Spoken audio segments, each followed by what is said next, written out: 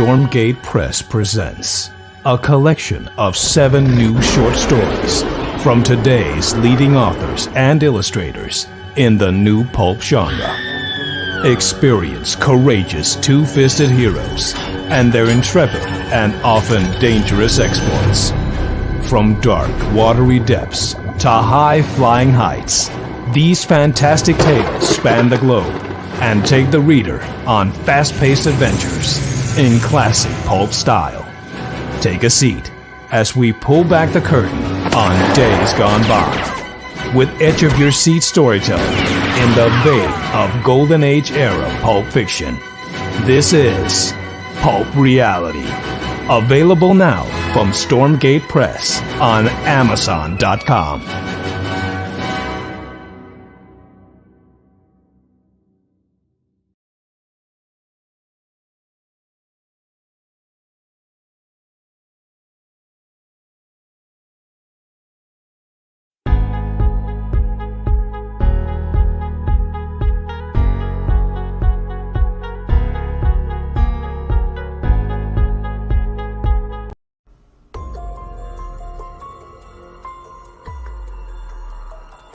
Welcome to Clever Title Pending with your host, Brian K. Morris, independent publisher, freelance hybrid author, award-winning playwright, and former mortician's assistant.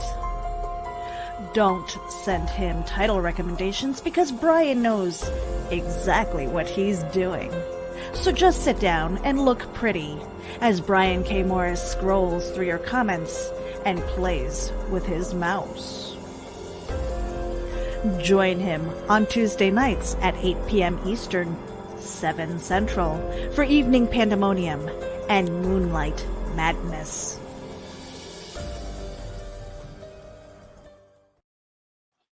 Happy Wednesday, everyone. Glad to see you here. It is December 2nd still, and we're glad to see you here on Clever Title Pending. Welcome to a very special episode as we're going to explore Pulp Reality #1, a brand new release from Stormgate Press. We've got some of the contributors here, and we wait for your questions.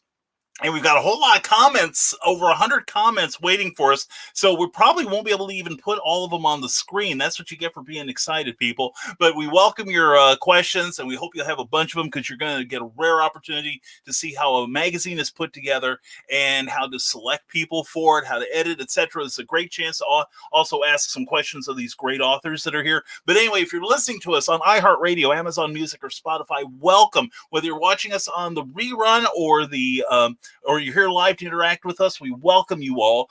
And thank you. If you're watching on Facebook, on the Rising Tide Publications page, or on Indie Event, thank you for being here. If you like what you see here, please like the video and also like the page you're watching it on because it helps the owner in the algorithms and increases their searchability.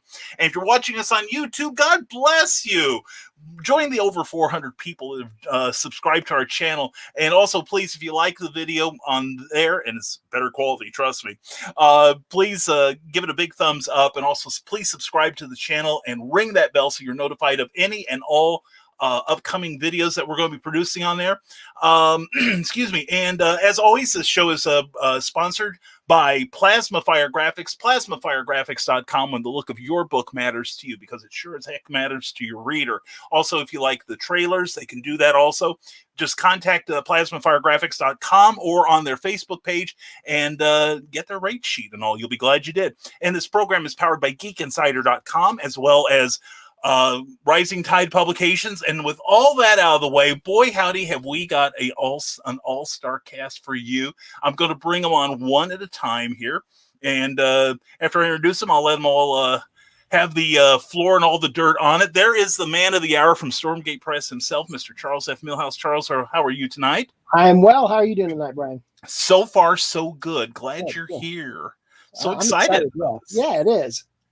Yeah, and wait till we bring on the other people, right? Oh yeah, we should. Yeah, we probably should, and it'll take some of the pressure off of us. Anyway, Okay, yeah. Anyway, we've got some really top-notch talent here. You're prepared to be impressed. We have returning to the show, the one, the only, Mr. Bobby Nash. Bobby, welcome to the show. How you doing, brother? I'm good, guys. Thanks for having me back. It's always a pleasure hanging out with you guys. And man, I gotta say, the video at the beginning, that's pretty darn awesome. Jeffrey Hayes does good work. Huh? If I didn't already have a copy here, I would be on Amazon right now ordering one. High praise indeed. And please, everyone, please congratulate Bobby for his award that he just won a day or two ago. Yeah, yesterday. Yes. The new Pulp Fiction Award from the Sangria Summit Society. Nice. It was quite a nice surprise. I didn't know the award existed or that I was nominated for it. But why tell you? They nominated for my book Snowfalls. So it was a very nice surprise, and I was very startled and humbled. And now, is this an annual award? I honestly don't know. I think so, but I don't know. I'm like I said, I was not familiar. I was familiar with the group, but I was not familiar with the award until yesterday. So, but the group is fantastic. They have a Facebook group. They handle a lot of stuff dealing with writers and military. It's a great group. The guy that runs it, James Burns, he's a poetry author. And just fantastic people. It's a great group on Facebook. Just look up the Sangria Summit Society and check out what they got. A lot of articles about writing, and everything has kind of, like I said, a military theme to it. So. Very cool. Very cool indeed. Well, again, congratulations, Bobby. Thank you. Yeah. And now also we're bringing in some newer talent. This guy's only been around for about a year as a professional writer, but he is burning up the charts with his work. And we're here to welcome back Mr. Rick Bradley. Yeah, you fella. Yeah, you. How you doing? I'm doing pretty good. Well, good. Glad to hear that. And we're glad you're here. And we're going to bring somebody here now. She's had a recent accident in her kitchen, so don't make fun of her. That's our job. Anyway, we want to welcome brand new writer, Kellie Austin. Kellie, how are you tonight? I'm doing well, thank you. Considering everything that's happened, I'm feeling pretty good. It's Pulp Reality night. Everybody should be excited. This is what happens when you don't follow Chuck's editing. A taskmaster beyond. Taskmaster. I know. Okay. Y'all just remember this now. Look at Kellie. The next time I have to do some editing. You missed one deadline, by God. Look at the damage you did to me. Rick, this could have happened to you. Yes, sir. That's right. Pulp is not for the weak. That's right. Killer writing. Yeah, being a good writer isn't enough. You either have to know how to fight or to run. If I don't do what Chuck says, the pain is wretched. It's like being on a slave ship with a whip on my back. Now you're making it sound all like fun. All the way to Kentucky. Oh, that's it. You opened the doorway up for Brian there, Kellie. That's right. Yeah, as we were discussing earlier, and we've got a bunch of comments, and we are actually not going to get to them all. Excuse me, because StreamYard being what it is. But anyway, please give us your questions. But let's start out with Charles F. Millhouse here. What gave you the idea to do Pulp Reality? And why? And how'd you come up with that name? Well, you know what? There is a little comic book / record shop / video game shop. It's a little hole in the wall in Lancaster, Ohio, which is about 45 minutes from here. And the name of the store is Pulp Reality. And I said, that would make a great title for a magazine. Now, I came up with, I talked to the owner, and he was all okay with it and everything. So we went with that name. But I came up with the idea of doing it because I always liked the old Pulp magazines when I was a kid. And I still do because I collect some of them. that the shadow magazines, the Western type magazines. And I said, I really want to do something like that and get other writers that I know involved in contributing to it, as a way for all of us to promote ourselves, to get our names out there further. Writing for an anthology is a great idea because you're with other writers like Bobby and you, Brian, and that only expands your reach. And I thought it would be just a great idea to have an adventure magazine. And as I started putting the idea together, I thought a magazine is going to cost way too much to produce. So we went with the format of it being still like a book, but the size of a magazine, and getting art from various different artists and reaching out to the writers. And I had a lot of people reach out. And for number 2, we're going to have even more people, which is crazy. We're going to add Amy Hale, and Ron Fortier will be in the next issue. So I came up with the idea in March, and here we are now in December with a finished product that I think we're all very proud of. Very cool. Very cool. And I realized I didn't give you guys a chance to introduce yourself. So let's start with Charles F. Millhouse, and we'll let you talk about yourself for a minute. Then we'll go around the room, and I'll ask each of you how you got involved with this. So, and give you a chance to tell everybody how awesome you are. So let's start with Charles F. Millhouse. Where can people follow you? How awesome are you? I don't know how awesome I am, but I am on social media. I'm on Instagram and I'm on Twitter with the username Writer Millhouse, and on Facebook with author Charles F. Millhouse Presents. And I also have a website, which is stormgatepress.com, and choosetheadventure.net. That's Captain Hochland's official website. You can find me in all those places. And if all else fails, you probably know me and you have my number. You can text me. Excellent. And now we have the award-winning Bobby Nash, who that's you. And how did you get involved with Pulp Reality, Bobby? Well, I saw the Charles had put out a call saying that this is what he was thinking about doing, and if anyone was interested in pitching something. And Charles has Captain Hochland, which is a very fun pulp aviator adventure character. And I was sitting there thinking, wait a minute, I have a fun aviator pulp adventure character. Man, wouldn't it be cool if they met? And I pitched it to Charles thinking Charles was going to go, no. And Charles said, sure, you know what? That sounds like a great idea. And so I, as often happens when you do things, you pitch things expecting to know because you really don't have time to do them anyway. and so, but Charles liked the idea of them meeting, and so I tried to come up with a plot that that worked for the two of them, because, like I said, they both have similarities, being both pilots who get into adventures and that kind of stuff, and leading men type thing. So I tried to come up with a story that would cover both the bases and give both of them time in the spotlight. Because you don't want to, I didn't want it to be a Lance Starr story that just Captain Hochland just happens to be in. I wanted to do a story that was worth the double billing of the two main characters. And I think it worked. I think we were all pretty happy with it. And we had so much fun doing it that we are going to have them meet again later. So if that's and as to how awesome I am, I'm just awesome adjacent.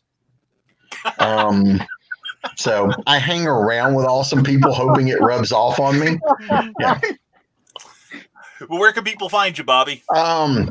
BobbyNash.com is my website. My publishing company is Ben Books. You can find that at ben-books.com. Probably my most well-received series is the Snow series, as you can see from the posters over here. And then you can find those at abrahamsnow.com. I'm author Bobby Nash on Facebook. I'm at Bobby Nash on Twitter, and I'm Bobby Nash Writes on Instagram. So please come say hello. Most excellent. Most excellent. And now, Rick Bradley, how did you get involved in this project? Charles got a hold of me one night and on Messenger and asked if I would be interested in writing a story for it. And I was quite surprised since I've not really done a whole lot. But yeah, I came up with something, and as soon as I said dinosaurs in space, he was like, "I want it. Let's do it." Very cool. Very cool. And tell everybody what your story's about. My story, it's the Joe Mercury. During the day, he works. He repairs clocks and everything, and at night, he's a private eye. And one day, he gets zapped aboard a space station, and he encounters cybernetic dinosaurs, the friend one as well, which actually she is on the I guess you can say the cover for my story by Lawrence Everett. He drew that, and yeah, it's about his adventures on the space station, meets another human, and they're trying to survive. Most excellent. Most excellent. That is very cool. And now we have a newcomer, relative newcomer to the writing field. Rolling her eye. There's Kellie Austin. Kellie, tell everyone about how amazing you are, and tell us about your story in Pulp Reality. Well, let's just start off by saying I'm not just awesome. I'm super incredible. Okay, I make no bones about it. Okay, You should my be proud of that ego ability. is inflated beyond the ego level. Oh, it's gotten deep in here. One of us. I get the ego from Charles. So, mentor to student, it just passes itself from voice to place. So, but I'm incredible. My ego has no boundaries. So if something's horrible and I write it horrible, I'm probably not going to believe you. Okay, I just think you're jealous. I was staying with Chuck for a while, and actually we were in his office. We were just talking in general about my book and his stuff, and he had given me a small stack of Captain America comics that he didn't want anymore. And there was one cover that had Captain America in the ocean, and he had scuba gear on. And I looked up at Chuck when he was discussing his Pulp Reality, and I said, "Hey, can I, submit something?" And he was like, "Sure, go ahead."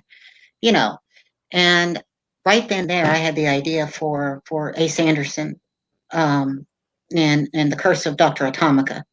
Of course, at the time, it was the Underwater Menace, is what I had called it. It didn't take but a few minutes. The idea just hit me like that. And being I absorb information. I watch all the junk, ancient aliens, and everything that you just possibly could not believe. And I was fascinated with. I'm fascinated with squid, ancient tales, ancient myth. I'm fascinated with the intelligence of squid and octopus and other of that particular species. And because of recent mainstream science, who had some had come up with the idea that maybe, and I'm pronouncing it wrong, cephalopods, squid, octopus, that because of their intelligence and their color changing abilities, that maybe they were a product not of this planet, that maybe they were a product of panspermia, and that they had ridden on an asteroid and then developed in our oceans. So I took that idea, and I took the idea of Captain Nemo and my love of the ocean. I included Dr. Moreau and his son, a Doberman called Java. And I included Huckleberry Finn, mostly because I'm probably the only fan of the League of Extraordinary Gentlemen, the film. Okay, I'm probably the last person, to love that movie. And I like the idea of using Tom Sawyer, so I thought, well, let's use Huckleberry Finn. let's just see where that goes. So I put that cast together and decided to use the idea of the Nazi bell, which I'm not certain a lot of people are familiar with. It's the alleged weapon. Hey, you just keep that to yourself there, mister. Okay? We ego trips will give you time to talk. But I had used the idea of the Nazi bell and the backstory of Atlantis to create the story. Fast paced. I set it up and I go from the bottom level straight to the top. The action gets more and more intense as the story goes. It goes to the plateau, drops off into a cliffhanger. So that's pretty much it, because I wouldn't want to stay continually talking while some people don't have the stomach to listen to my goodness. So, that's You're gonna fit right in, Kelly. You poor thing. Kelly, if people wanted to follow you, where would they do that? Oh gosh, you can go to Austin at stormgatepress.com. Plenty of information on there about what I'm doing currently, what I'm going to have upcoming, and you can also go to my Facebook page, which is author Kellie Austin, Ramblings of a Pulp Writer. And that's Very cool. Currently all I have going, as far as contact information. All right, awesome. And no one knows who I am. No one cares. But anyway, I submitted my story. I pitched a story because I'm such an unimaginative guy. I have a story about a clockwork pirate working with the Nazis to try to foil the Lend-Lease deal. If you don't know what the Lend-Lease deal is, you must have been asleep in high school European history. But anyway, that's my contribution to the glory that is Pulp Reality. And I see Charles is getting, yes, there we go. Captain Hawkland and the Clockwork Buccaneer. Yes, that's that my is great story. art. That's beautiful art. Who did the art on it? Let's give them a plug. That was Stephen Brooks. Yes, beautiful work there. And actually, the whole book, there's a lot there to be proud of. We've got some great contributors, not just the people here, but also art-wise as well, including a few names to some of the clever Morians out there. So, well done all around. Now, we have a question here. This is a good question. It has nothing to do with what we're talking about. Which is kind of the theme of most of my shows. Trevor Hawkins, and good evening to everyone who is tuned in tonight. Trevor Hawkins asks if the entirety of the original genre of pulp came from the type of paper it was printed on, what modern element might be the new pulp generation be relatable to? The original pulps were throwaway books. I would say, in my opinion, the closest modern thing would be the ebook. Mm-hmm. Because you don't, it's not something you physically hold on to. I mean, you can store it in your computer, but essentially, most cases, ebooks can typically be considered throwaway stories. Or throwaway packaging. That's true. That's true. Okay. I've never heard that, but yeah, that's about right. And it's the cheaper format. I mean, a lot of the original pulps were on that paper, so they could be cheap, inexpensive. And that's, in most cases, that's the ebook version of everything. Is the ebook is a less expensive alternative if you don't want to buy the paper. Mm-hmm. That's true. Damn, I didn't make a joke or anything there. I must be slipping. Get out of here, Bobby. Anyway, you're way too damn serious. Sorry, he is an award winner. So sorry, I just realized I didn't make a smart ass comment anywhere in there. Damn. Well, you can make up for it later. We will give you another chance, Bobby. We're here all night. Maybe the award has mellowed you. Doubtful. I I'd say he's probably telling the truth there. And Ted Davies Artistry, who is also in the book, Pulp Reality, he said, let's get pulped. So, anyway,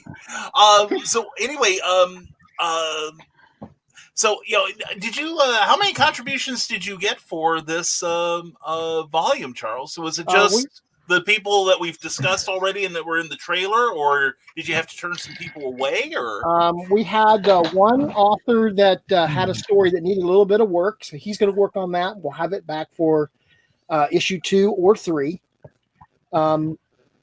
But right now we have 7 that contributed to this issue. And everybody did a grand job. And Ted Davies, since he chimed in there, this is his art for Clyde Hall's story, Real One for the B-Man, which is an awesome story. And it's probably my favorite story in the book because it was really original. I really enjoyed it. That's cool. Very cool. And let's see. And Jeffrey Hayes of Plasma Fire Graphics. Good evening, all. CTV special edition awesomeness. And hello to everyone who has shown up tonight. He'll take Charles off there, or he'll think it's his show. Anyway, you got that right. Yeah. So anyway, we talked about Pulp Reality #1, but you mentioned that you've got some people lining up to be in issue 2 and 3 already. Now, what are your publishing plans for future issues? Well, we're going to put the second issue out in around June. This one was supposed to come out yesterday, but there was a lot of people already, because when you publish a book, when you self-publish a book, you especially something like this, to get copies to contributors, you've got to make it available on Amazon. And when I did that, then people found the book and started buying. So I said, well, let's just go ahead and do the release now. Even though this is the official book launch we're doing, I went ahead and made it available. So that could be the same thing around June. I may want to release it in June, but it may come out late May. And then this time next year, we'll put out issue 3. So we've got Clayton Merwin's going to do the cover for issue 2. And it's going to be we're going to have a pirate story in the book, and he's going to do a cover with pirates on it. So because I thought a pirate cover would be awesome. And there's just some of his art from. Yeah. No, let me get you a shot there, Bobby. There you go. There we go. That's Clayton Merwin. Yeah, that's his cover for the Captain Hawkland Lance Starr story. Yeah. Beautiful. And this here is some more of Clayton's art from the Captain Hawkland and the Ghost Army. So he does really detailed work. So I'm excited to see what he does with pirates. Yeah. And then Bobby's going to do a story, short story for his snow character. Yep. And I'm gonna have a pulpy little snow adventure. And then Brian, you're doing another Captain Hawkland, I think. Captain Hawkland meets Doc Saga. Oh, that's going to be awesome. It's going to be awesome. I'm already perking with some ideas on that one. So. And then I've got Amy Hell's going to be doing a supernatural story. And of course, Kelly's second part is Dr. Atomica story will be there. And Rick, I don't know if are you going to do another story for issue 2 or 3? Yeah, continuing with the adventures of Joe Mercury. Great. So we have a lot of continuing, returning people, and then we've got a couple newcomers. And then I'm hoping by issue 3 we can kick it up and maybe have a few more newcomers. And my wife said, "How far do you plan on going with this?" And I said, well, as far as it'll go, until it runs out of steam, I guess.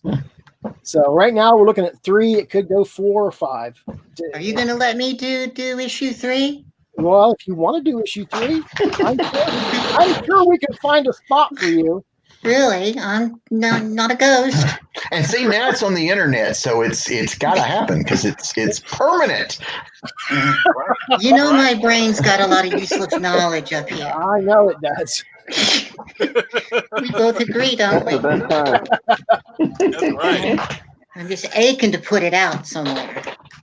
Well, we're all about putting it out here. But anyway, you know it's going to go into the gutter, and I was going to drive it there. But now we have the paperback edition is available on Amazon right now. Is it in ebook form yet, Charles? Not yet. It will be in January. All right. I wanted to give the paperback time to shine on its own. Mhm. And then we do the book. Very cool. Now, while we're talking about two, I know Brian probably is going to get to it, but I saw we had a question someone asked about submissions for issue two. If you want to submit to issue 2 or 3, at this point, I think issue 2 is pretty full. But if you do want to submit a story, you can email me at stormgatepress@gmail.com. And you can also go to publishing.stormgatepress.com, and you can find the guidelines there for submitting your stories. Very cool. Very cool. Good question, Bobby. And Carl Witzman also has a good question here. The Dark Lord of the Church of the Rising Tide. Why a print magazine? Was it because of nostalgia or a ton of submissions? Very good question, Carl. Why a print magazine? Well, I didn't have a ton of I mean, we had 7 or 8 submissions, but I think I wanted to go with the print magazine because originally I wanted it to be a magazine, feel like a magazine, look like a magazine, but to publish it as a traditional magazine, a copy would have been $15. And I don't think a lot of people are going to spend $15 on a magazine. So that's why we went with the paperback version. Mm-hmm. I also, too, I know for me, for Charles and Brian especially, we do a lot of conventions and events. Yeah. And people, as much as people like ebooks, it's hard to get those autographed. Yeah. So I do like, I know for me personally, I like having copies of things for. Obviously, we're not doing a lot of shows this year, but for shows, or I sell books through my website. So people there are people that do like the paper version. So this way they get the best of both worlds, because whichever format you like it in, it'll be available. Right. That's true. That's true. And we have all kinds of cool people joining us, like the aforementioned Clayton Merwin and Sarah. Clayton. Yes, and Jason Waltman's been chiming in. Bobby is high from another award win. Yes, it's between that and the fact that I didn't sleep last night. I don't know why. Maybe the two are connected. You never sleep. Never. Maybe it was the celebrating of the win. I don't know. Yeah. But it's overrated anyway, right? Yeah. That's how we get things done around here. Cindy Kep, CKOEPP.com says, so this is a magazine and not an anthology. It's an interesting differentiation. We're going to call it a hybrid. Yeah, there we go. It's a good idea. It's the size of a magazine. It's 8.5 by 11, but inside it's definitely like a book because there's nothing on the back cover. Right, but with the columns, though, it still does have that magazine feel by having the columns. Oh, yeah. But the best answer to this is, do you like magazines or do you like anthologies? If they say I like anthologies, then it's an anthology. If they like magazines, you have that too. So hybrid, yeah. I've gotten a lot of good reviews, here where in my apartment building, where I've shown the magazine off, and people seem to enjoy the size of it. It's easy to sit on your lap and read. And I had one person tell me that it was, it reminded them, a little bit of them growing up. And I thought, well, that's pretty cool. So I think Chuck made the right decision with, the format that he did and the style of it. And I'll argue with anybody that says the size of it isn't right. I'll tell you a little secret about the size. Originally, it was going to be a little bit smaller. And my buddy Lawrence, who did the Tales of the Weird and Strange, formatted his book wrong, and it ended up this size. So Lawrence, being Lawrence, he doesn't want to do any extra work to try to fix it. So he left it that size. Then he said, why don't you do yours? You're that size too. So that way we can promote them together. So now this is floating out to all the stores and stuff where his is at. So we're selling them together. So hold that back up again, Rick. Yes. But for people who can't see very well, who have problems, that it's something that they can enjoy. Yeah. There you go. There you go. Very well. Cool. I also think too, it is a bit of a throwback to the old style of pulp. But also in this market that we have, almost everybody's doing 6x9. So the fact that this is larger does allow it to stand out, especially on your tables too. When you get them on the table.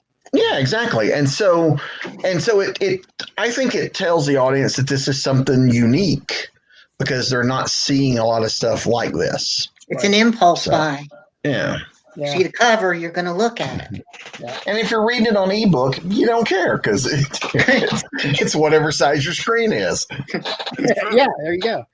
Yeah, if you want to read it on your wristwatch, then it's a postage stamp, But I say if you pay the price for it, you can call it whatever you dang well wish, because we've got your money. But anyway, Cindy Kemp has a question here. Does your magazine contain non-story info like articles, silly jokes, etc.? Now, a number of the old pulps did have like filler material. Now, does this have anything like that, or could something like that be planned into it? Well, that's eventually going to be planned into it. We do little things like I did this pulp pondering, and in the second issue, I've gotten some people who have sent me their comments through email. So we're going to do a letters page, and then we do advertisements too. And I did advertisements for Brian and Bobby's books too, and anybody else that wants to, we'll do the same thing for them too. And there's also Pulp Fest put an ad in there too. So, but yeah, I think eventually we'll do articles.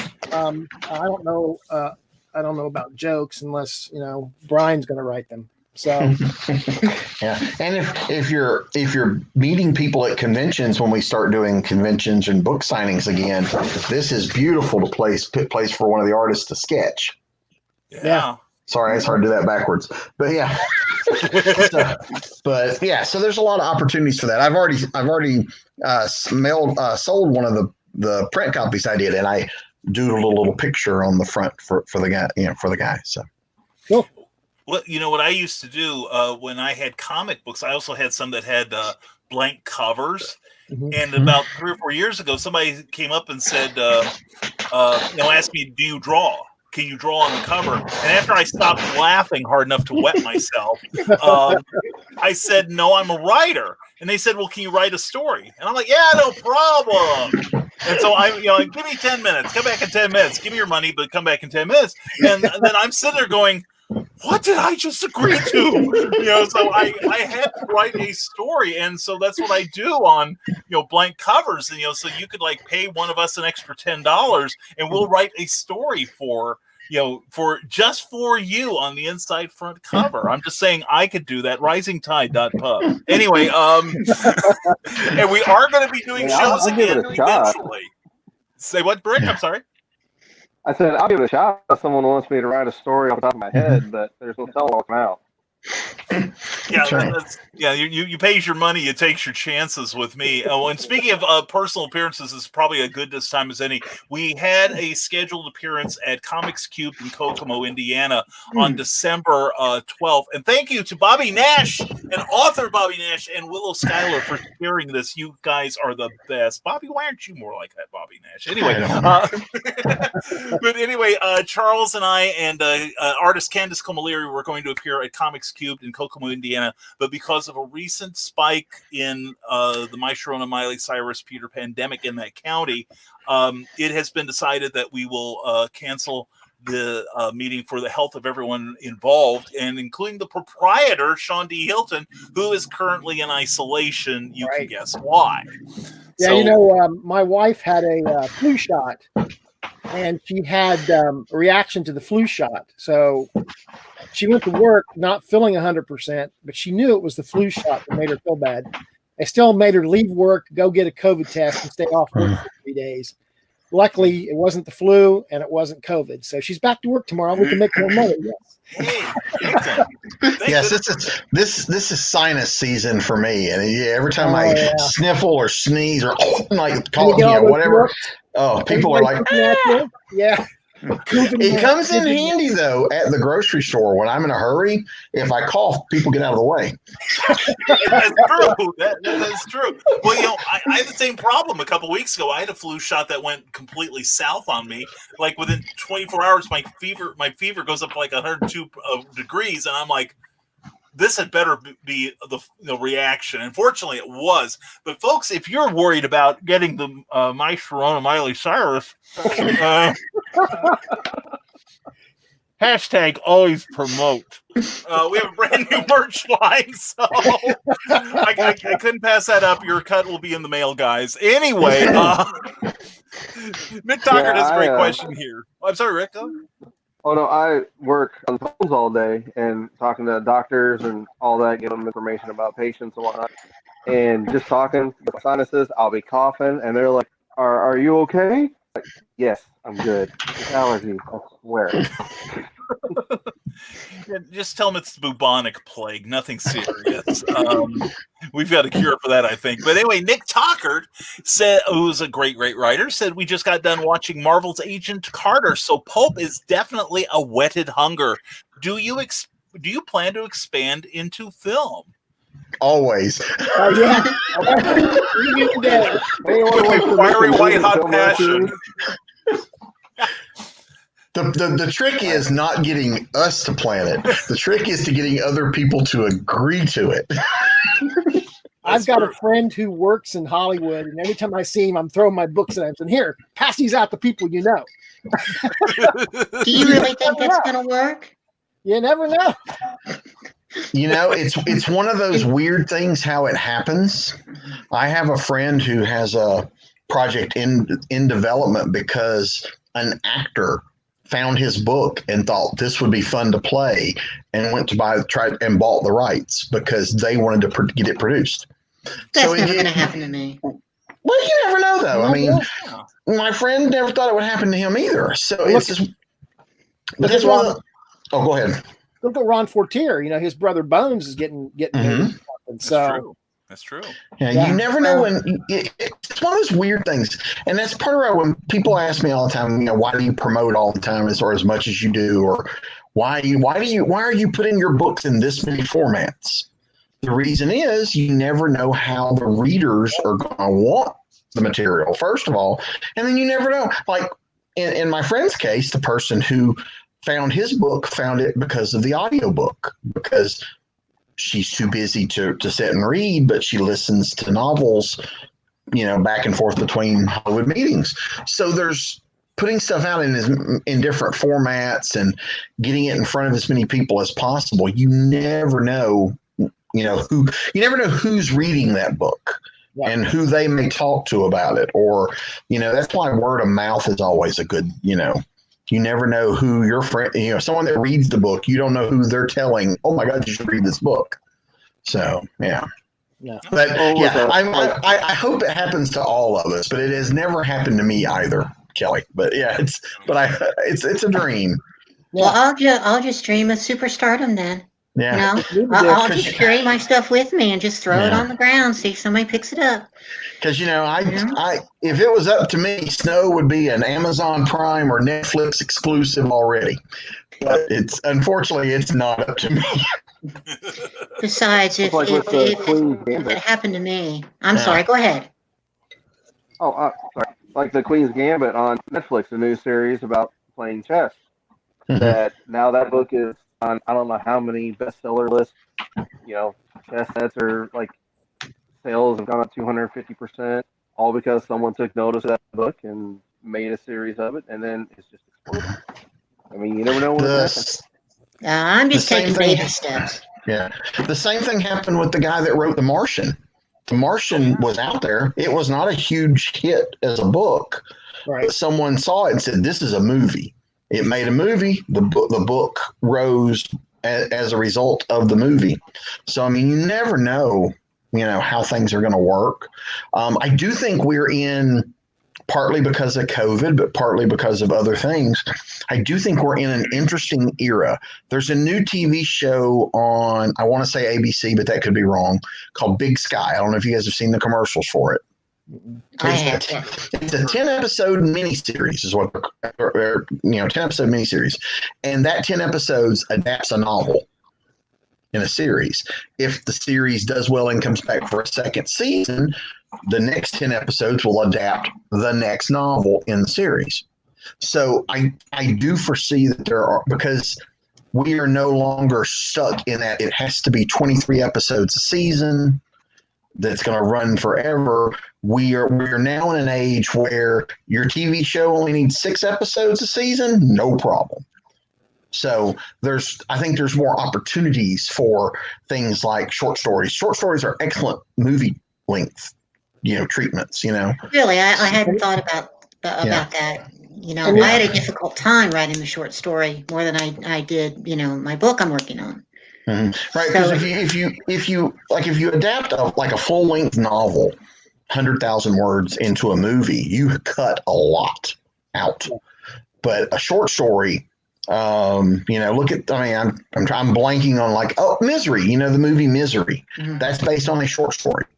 Yeah. But almost all of it's there because they can expand on it, but they don't have to cut anything. And so short stories are a great way to show, and short stories are usually faster paced anyways.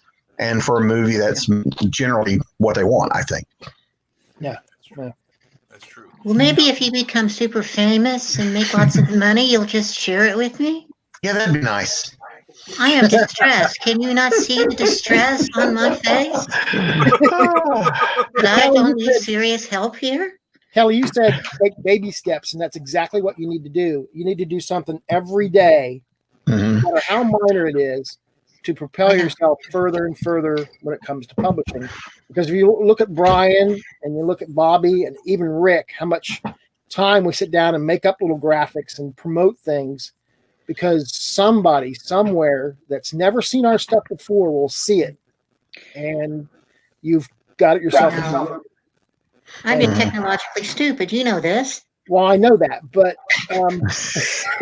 we don't care. But they are learning skills. I mean, when I started, I had no, and I started back before there was really much of an internet. So so I had to learn all these things the hard way. When I first was writing my first novel, no way in hell could I have done what we're doing right now. I was so shy. I couldn't talk like this in front of however many people are listening. I don't know how many people are listening, but there's a lot of people in the comments. But even if it was just the 5 of us, I would have been terrified. So this is a learned skill, something I taught myself. Yeah, all of the marketing, the promotion. You don't have to start from scratch. Look at what other people are doing and go, I like that idea. I'm going to steal that. And you use that. And you can go, like I've told you before, if you don't know how to do something like make a graphic or format a book or even change a tire on your car, you go to YouTube, you type that in, and somebody on YouTube is going to show you how to do it. And if you don't get it the first time around, you're rewind it and watch it again. If you take that step and teach yourself, and then you get people like, I'm willing to help you make graphics. And I made a graphic for this show yesterday. We all shared it, and Bobby made one. So, and that's one of the great things about this community is we all try to help one another. We don't hold each other back, and we don't backstab one another. We want to see everybody succeed, because if Bobby succeeds and you succeed, Kelly, I'll succeed.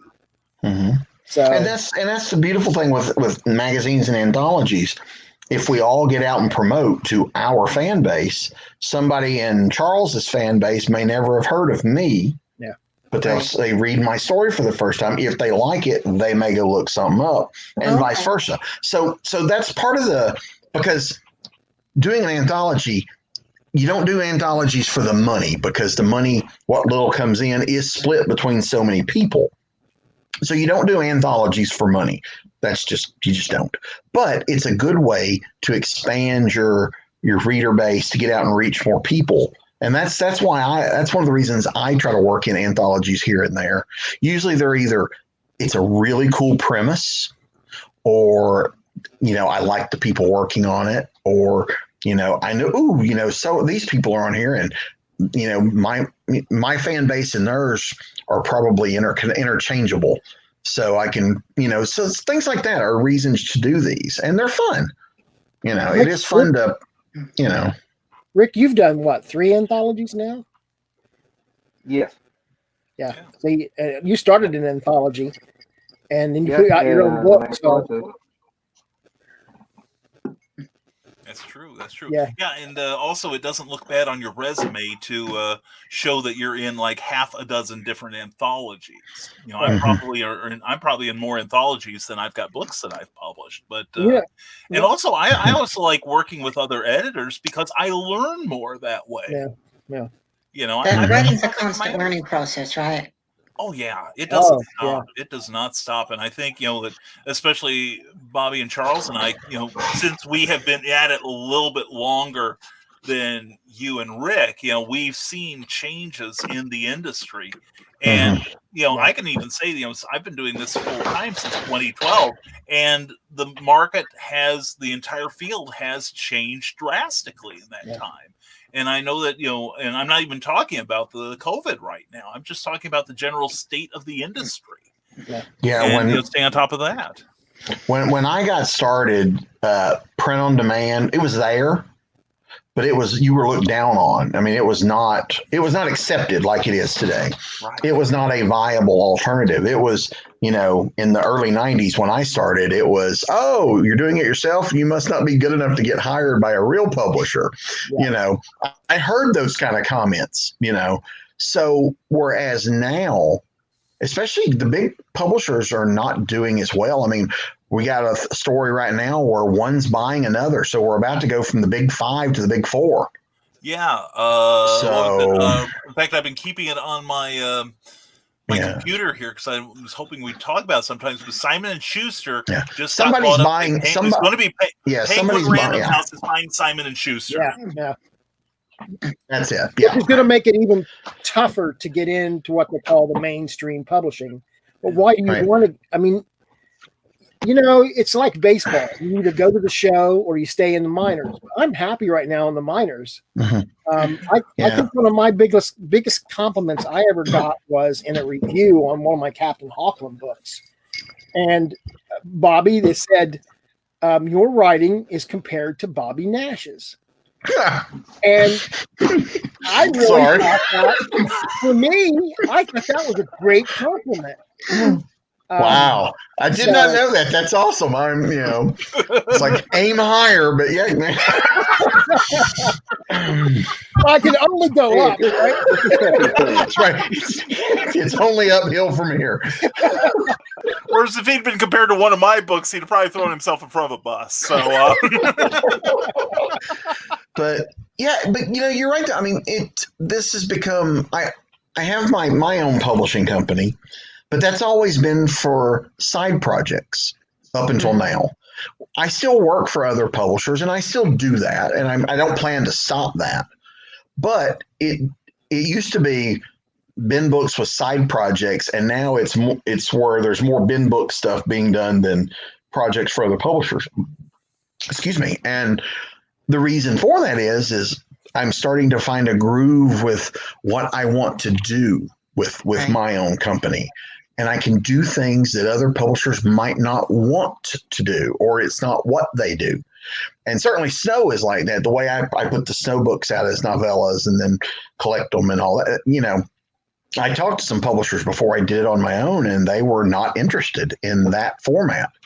But as an independent publisher, that format has worked well for me because it's easier for me, who most people haven't heard of, to sell books that are cheaper at $7 or $8 than $15 to $20.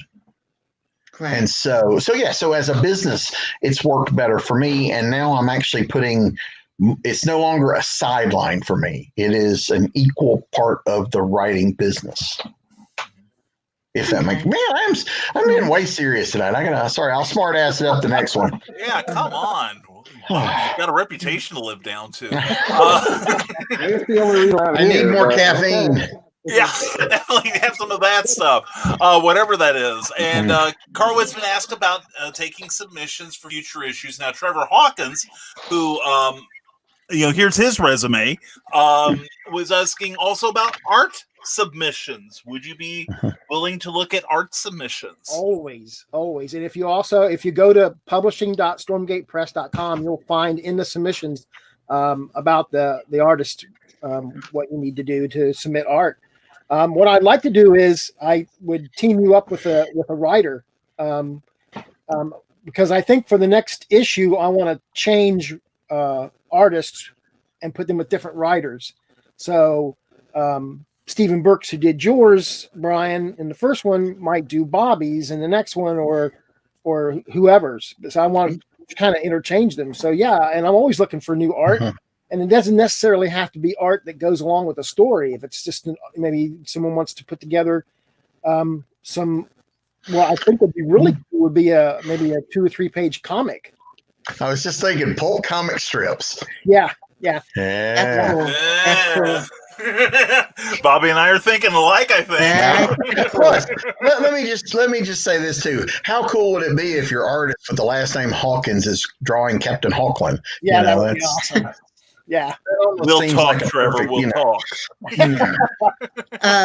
Chuck, what stories are you looking for issue 3 of Pulp Reality? I haven't even put in mind with that one yet. Maybe after I get book 2 rolling, I'll think a little bit more what we're looking for book 3.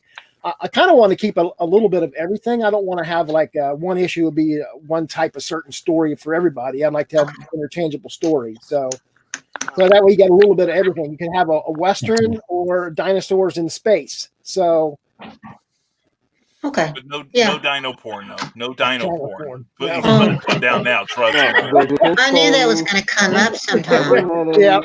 I'm not It's going an- to do anything weird like that. Sorry, Christian. I am never going to get to sleep again because of dino porn. Okay? Don't look it up, sweetheart. Don't My look it up. curiosity is so bad now, wanting to know about dino porn, that it's going to preoccupy my life. Oh, you're not gonna be a happy person if you look that up. Trust me on this one. And I had a good question, and I had another dump of comments here. Of course, this is StreamYard, and it was a good question. Now hold on a second, and I see John C. Bruning is in the audience. Glad to see you. Check out his show last night on the regular Clever Title Pending, and I That was a shot great show past last it. night. He a was great. show. I really enjoyed it. Thank you. He was fantastic. And dang it, here we go. Okay, almost zeroed in on it. Yeah, this is really smooth, Brian. Way to go. Anyway, Clyde Hall has a comment here, who is also in Pulp Expressions. Points to Ted, the man of graphics, made B-Man shine. Thank you, Ted. And for Ted Davies' artistry, and Clayton Merwin's art in the book is also extraordinary. Yes. And Absolutely. now, and Ted Davies, of course, is grateful, saying, "Thank you, good sir." And Cindy Cap has another great question. Our great inquisitor asks, "Are you planning themed issues? No. You know, Nope. I don't want to. No, I just said that a minute ago. I don't think we should. I want to keep it a variety of different types of stories. So I don't want to have one book all Western or one book all space. I want a little bit of everything in different ranges. So very cool, very cool." Yeah, that's a good way to try different, get people like Western, right? They come for the Western but stay for the space thing or whatever. But pulp too, I know pulp encompassed so many genres back in the day that there were romance pulps, there were train pulps, there were baseball pulps. It's not all the. We tend to focus on the more actiony, adventure-y, extraordinary side of things, but yeah, there Harlequin romance novels are really just an extension of the old romance pulps from the 40s. Same kind of thing. That's true. That's true. And we were talking about that last night, John C. Bruning and I. And also, I point out the adventure novel series of the 70s and 80s, like Mac Bolan, the the Destroyer, and one of my favorite one, an Edge. That was a Western. That was a very big pulp thing for a while. Trailblazer. Yeah, and one of my favorites, though, it only lasted like about 4 books, but it was The Inquisitor. And it was a guy who worked for a secret arm of the Vatican. He was like the enforcement arm, and he went out, and the thing is, every time he did something wrong, like kill a person or wind up in bed with some girl, he had to make absolution. Which I just thought was a brilliant idea. There just isn't enough of that. And Clayton Merwin, the hero maker, has a searing question. Bobby Nash, where did your beard go? It was just it needed a trim. Yeah, I don't trim beards well, so in trimming it is like, oh crap, screwed that up. So off it goes, and it's slowly coming back. But yeah. I miss it. Now, at the beginning of the year, I remember you guys remember I had that big full Santa beard. Yeah. But that had to go. That got old by the time summer got here. I used to have a beard. That's how mine went. I just started shaving. I was going to make it like a Van Dyke or something, and I was like, "Oh, this side's a little uneven. Now this side, oh, screw it!" Just took the whole thing off. Yeah, so. That's all gone. Yeah. So, but yeah, I've been forbidden to set mine. I can't. They won't let me do it. My wife it'll grow back. Yeah, I've let it start growing again, so it'll be back eventually. But yeah, I don't miss the Santa Claus beard though. That was, I did that for a couple of movie roles, and then when they were done, it had to go. Yes, I cannot confirm or deny, but there may be footage of me in a Santa Claus suit in a TV show somewhere that'll be out. It's cruising the internet for that now. Well, no, it's not out yet. It's not out yet. Okay. And Jason Walden says, "Look, the book looks great on your coffee table." Oh yeah, that's true. And I have some books. If you have one leg shorter than the other, you can always get this to help. But a sale's a sale, people. And John C. Bruning, glad to have you here, brother. Says, Charles, you better not give away my slot on issue 3. It's all yours, John. It's waiting on you. There we go. And getting positive reactions for Tales of the Weird and Strange 2. Sci-fi is my land. It's one of a kind. And, there we go. I have a ringing endorsement from the one, the only Amy Hale. I have a BKM original story on one of his comics. It's awesome. Never discount the potential embarrassment of not being able to produce to make you want to do it. And Clyde Hall says the size also accommodates the art. It doesn't lose detail and shrinkage, and at these dimensions, the illustrations pop beautifully. So more ringing recommendations for the book, and here we go. And of course, the first thing that most of us were thinking, Grant Lankard says, am I going to have to make a dirty joke with all these people discussing shrinkage? Probably not. Yeah, remember who you were with. I was in the pool. It's cold out there, damn it. And Carl Winston says nobody likes to see their art all shriveled, so ouch. Yeah, and Dr. Morris stat, no, it's more like all you guys HR right now. And Clayton Merwin says, oh, by the way, folks, I will be doing a live drawing on December 5th at 1 p.m. on Charles F. Millhouse's page. Charles, do you want to discuss December 5th? Yeah, this Saturday we're going to do the author Charles F. Millhouse Presents page group on Facebook. We're going to do a takeover. So right now we've got Bobby Nash is going to be doing a takeover at noon from 12 to 1. And then Clayton will be on doing his art, doing a live drawing. And he's doing that at 1 o'clock. And then at 2 o'clock we have Ted Davies.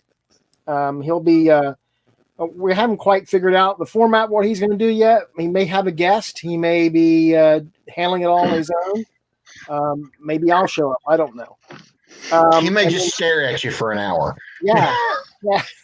And then Candace will be doing a live drawing, Candace Marmarelli, at 3 o'clock. And then I don't have anybody at 4 or 5. So if any of the creators for Pulp Reality want to do a live stream on the group, let me know. And then at 6 o'clock, Brian's going to be doing an hour. Yes. And then it's a little bit of talking about Pulp Reality and talking about your own stuff. You can do maybe a read through of one of your stories. The hour is yours. Abuse it. Well, that's cool because Brian never gets enough opportunities to talk to people. He's never on. So it's nice that you're giving him this opportunity. I appreciate that too, Bobby. I really do. I just I don't get to hang around with cool kids like you people do. So yes, it's like man, I never see Brian post anything. Hey, who are we talking about again? Don't worry yourself. Yeah. That guy. Yeah, don't worry about it, Rick. We see Brian more than Cookie does. That's this debt right there. Yeah. Why do you think she interrupts my show so often when she comes home? She gets to see me. And it's like I'm looking at my schedule this week. It's like, gee, Saturday.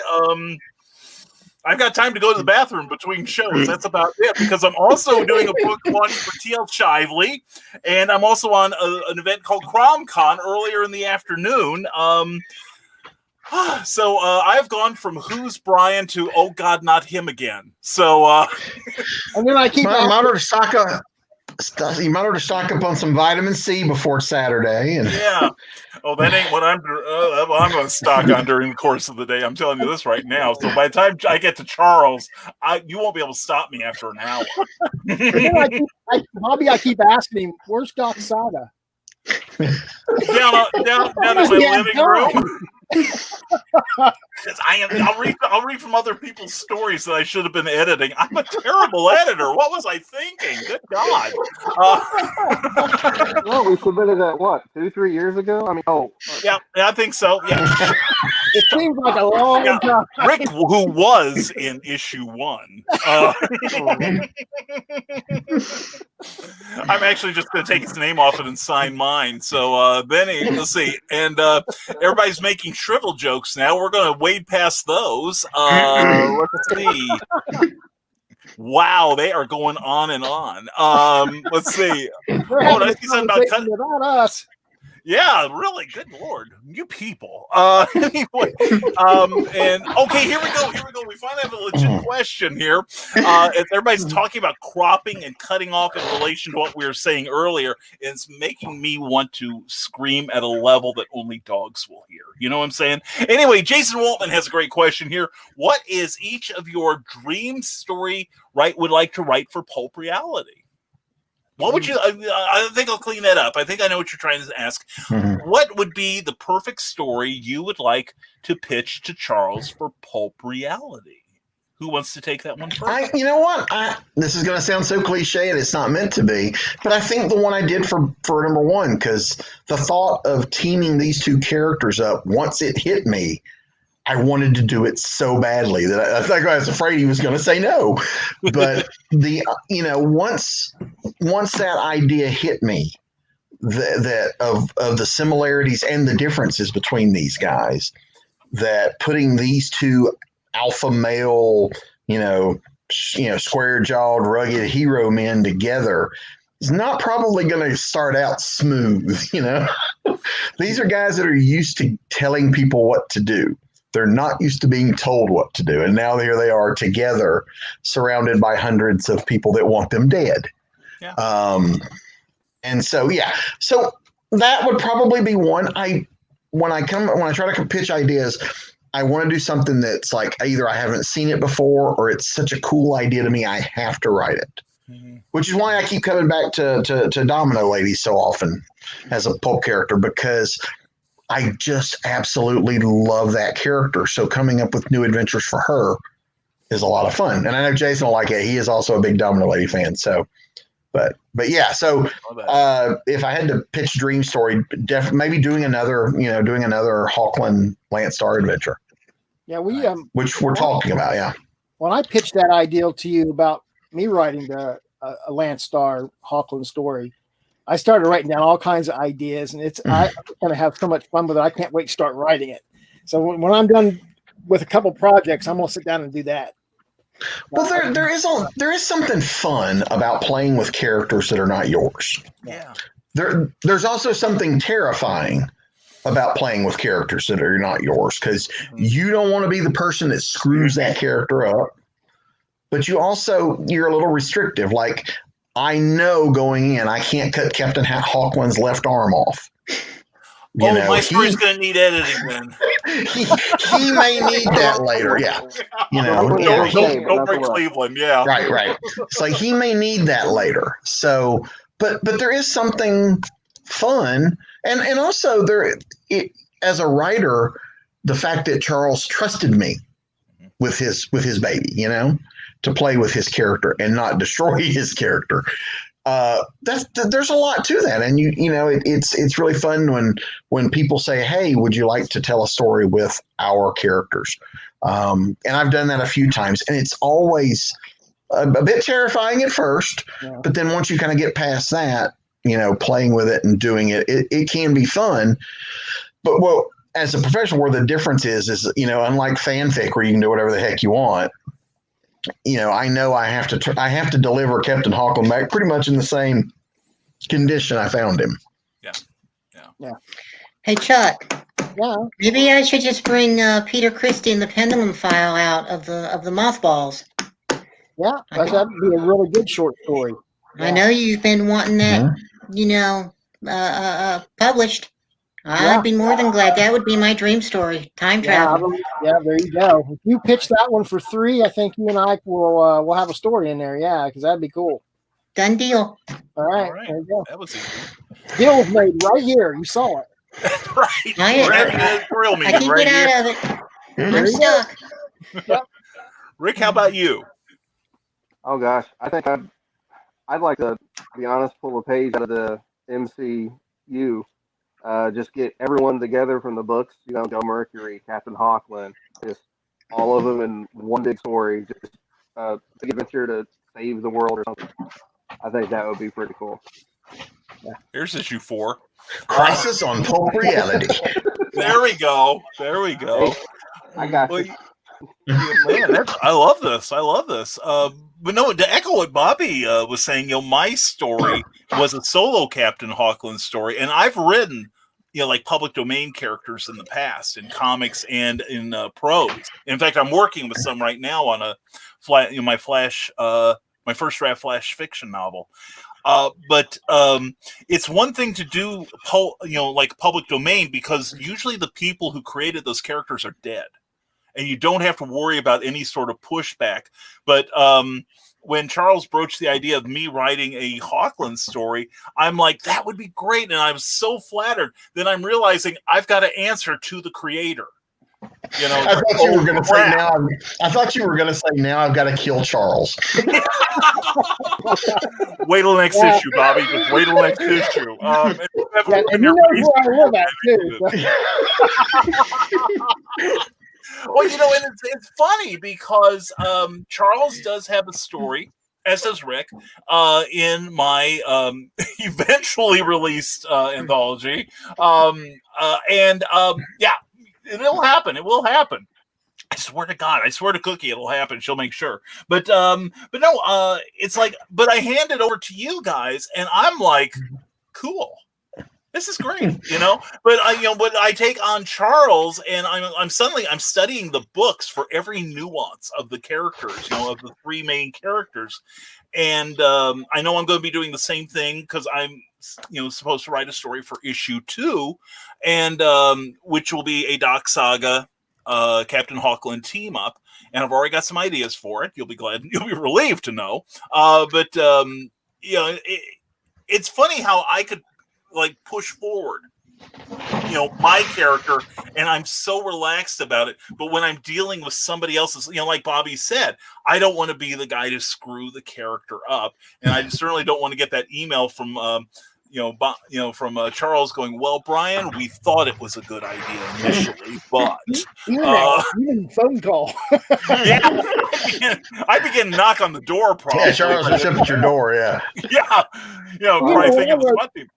When I wrote your, I felt that way. I'm sorry. What did you say, Go Rick? on, Charles. Go on, Charles. When I wrote Doc Saga, I was always going back to your Bible you wrote for the character to make sure I got it right. And when I wrote it, it was like, I'm going to write this like a Doctor Who story. Yeah. So that's how I approached it. I approached it as a classic Doctor Who story. And I told it through the companion's eyes instead of telling it through Doc Saga's eyes. And it really worked. Yeah, it did. So then if I get a chance to write the character again, I'm going to have to step it up and do something different. But it was so exciting and to write the character. And when I was writing lines going, man, Doctor Who would say this. Sometimes I had to ring myself back because it got really, really out there. But I had a blast writing Doc Saga. It's fun. It's fun playing with other people's characters. It can be a little nerve-wracking at times, but you guys did a great job. So, we talked about learning things in this industry. Carl Witzman says we are all learning. I've been self-publishing since the 1980s, and I'm still learning things. Yeah. And Clayton Merwin says, I've known and have been friends with Bobby Nash for years. He has really done well, becoming as known as he is. Brian and Charles, I've only known over a year, but I promote the heck out of all three, and we appreciate that. Yeah, we do. Yeah. Really This book too has, like I said, as he said, we've known each other for years. This is the first time we've worked together. We've talked about it over the years, but nothing ever gelled. So this is the first time that Clayton and I are in the, because he did the art for the story that I wrote in here. So that was a nice little bonus to all of this, was to finally have our stuff in the same book. Yeah, and then he drew some art for. If I can get this down without tearing it up, but he did Zane Carrington too. Mm-hmm. And I said he's got to look like Billy Zane. So he sat down, he drew this character, and it really brought the character to life. Not to take anything away from Damien Alves, who did the art for the story, the cover art, but I wanted to have a really good character of drawing of Zane, and Clayton is simply amazing. Yeah, and fast. It seems fast too, which makes it even worse. Yeah, really. You can be good or fast. If you're good and fast, something's wrong. Clinton sent me the comic book that he first worked at and drawn at, and the package he sent it in had a little doodle of Batman. I still have the package. I don't want to throw that away because it's a really cool doodle. I like it. That's fantastic. Well, Bobby, if you ever order anything from BobbyNash.com, Bobby will illustrate your envelope. Yep, I doodle on the boxes. Yep. I found that people, not only do the people that get the package like it, the people at the post office get a kick out of it. Even though everything I doodle on there is in some way reminding the post office, don't bin these books. But they get a kick out of it, and they will stop what they're doing to all come over and look at it and go, "Oh my God, that's so cool!" And that's great. See, I kind of cheat a little bit. I can't draw a stick person, so I print off a picture of Captain Hawkland, and I tape him on all of my boxes that I send out with my website on there too, just in case, because you don't know who's going to get that box in their hand. You need to have an artist do you a picture of Captain Hawkland doing this, make labels, and go, Captain Hawkland approved. And Clayton, are you watching that? Did you hear that? Yeah. I think Sticker Mule is running a sale right now.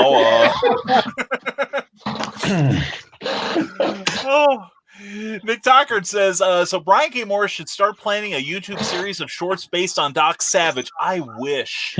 I seriously wish. I know I eventually plan a YouTube series based around big stumpy robots, a bit higher quality than the micro short. I mean, that other British doctor's low-budget show is much loved. Well, I've got my own doctor, and he's no budget whatsoever. So, And here we go. And Condé Nast might come after you if you use Doc Savage. I almost expect them to. Actually, might be the wrong word. They will come after you. Yeah. The best I could hope for is a cease and desist letter. Otherwise, it'd be like piling kindling around the foundation of my house. And Carl Witzman has a very good career observation about writing. If you want to make money, get a 9-to-5 job. But if you want to enjoy what you do, then write. Yes. I think we all agree on that. If you want to pull your hair out, beat your head against the wall, and still love it, right?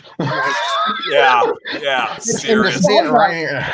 I've got a double-edged sword because I love to write, but I also love my day job too. So, and also my day job gives me summers off, so I can write more and go to shows. And so you also have money then. Yeah. I don't know what that's like. Yeah, I like money because I like to buy things. So that's why I have a wife. Anyway, I like one of those too. The real job. I know. Trevor Hawkins has another question. Have any of you considered making audio dramas or reimagined new time radio shows of your characters? I have a Captain Hawkland script. Yeah. If I could find people to help me record it, yeah, I would love to do it.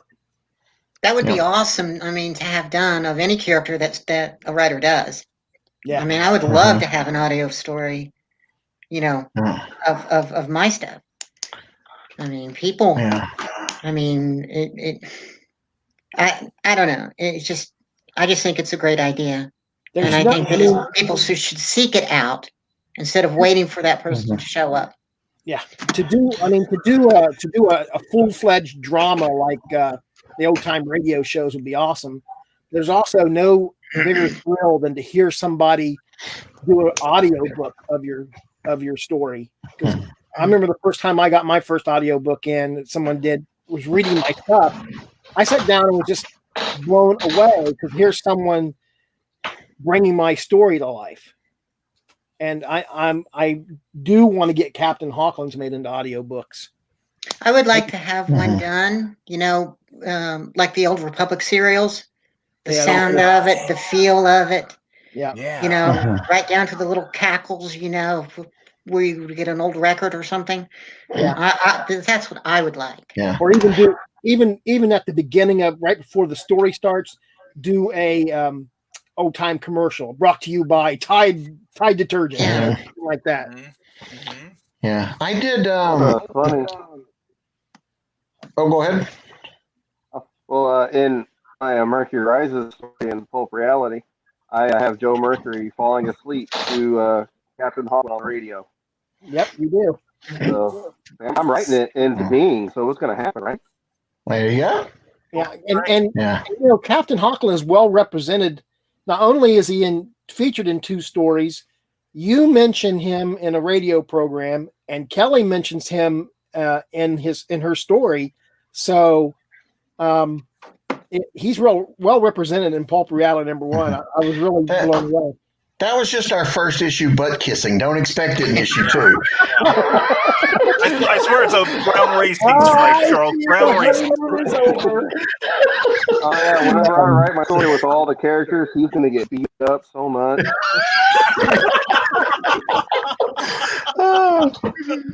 Yeah. Now I have audio books, audio books of my novels and whatnot. And those are fun. But last year I did sell to a publisher over in Europe 2 of my stories that I had written. They liked and had me adapt them into full cast audio dramas. They were supposed to be done this year, obviously, like everything else, it's been put on hold, but sometime next year those 2 should be done. And so I'm very excited to hear the cast perform those. But with the audiobooks too, I have some very amazing audio narrators who can do voices, and not to parody, but like every character, when they do dialogue, who the character is. So Stuart and I, who does the Snow books, we have discussed the idea of me writing one specifically for audio, so it takes out the things like he said and that are in the novel that he reads, and So there's a plan to at some point do one like an old time radio show.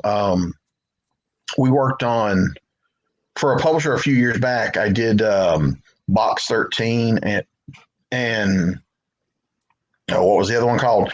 Night Beat, which were two old radio shows in the 50s. And we did news stories in that vein for them. Also, we did a Johnny Dollar. So where it's the main character is narrating the story like they would on the radio.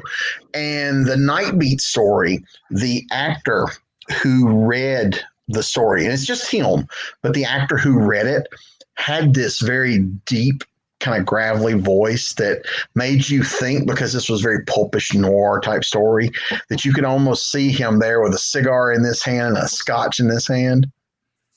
That was the kind of voice that he brought to it, and it just worked so perfect.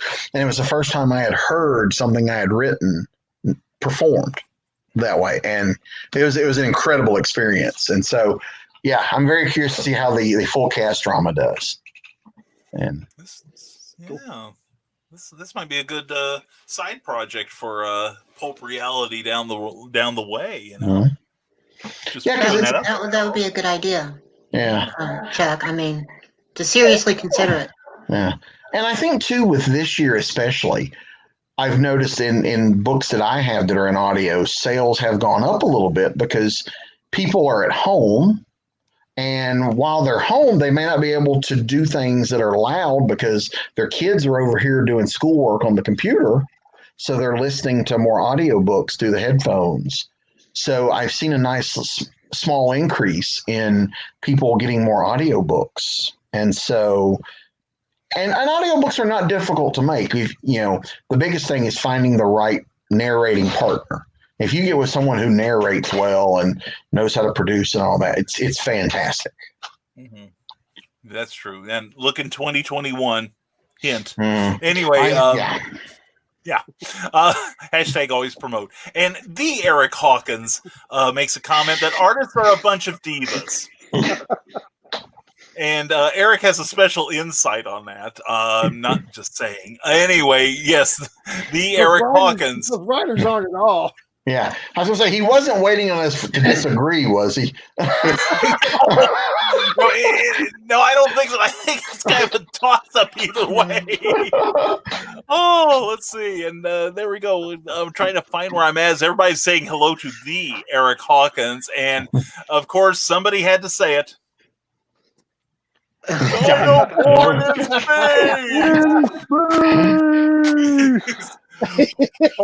Number 5. Stay tuned, folks. That'll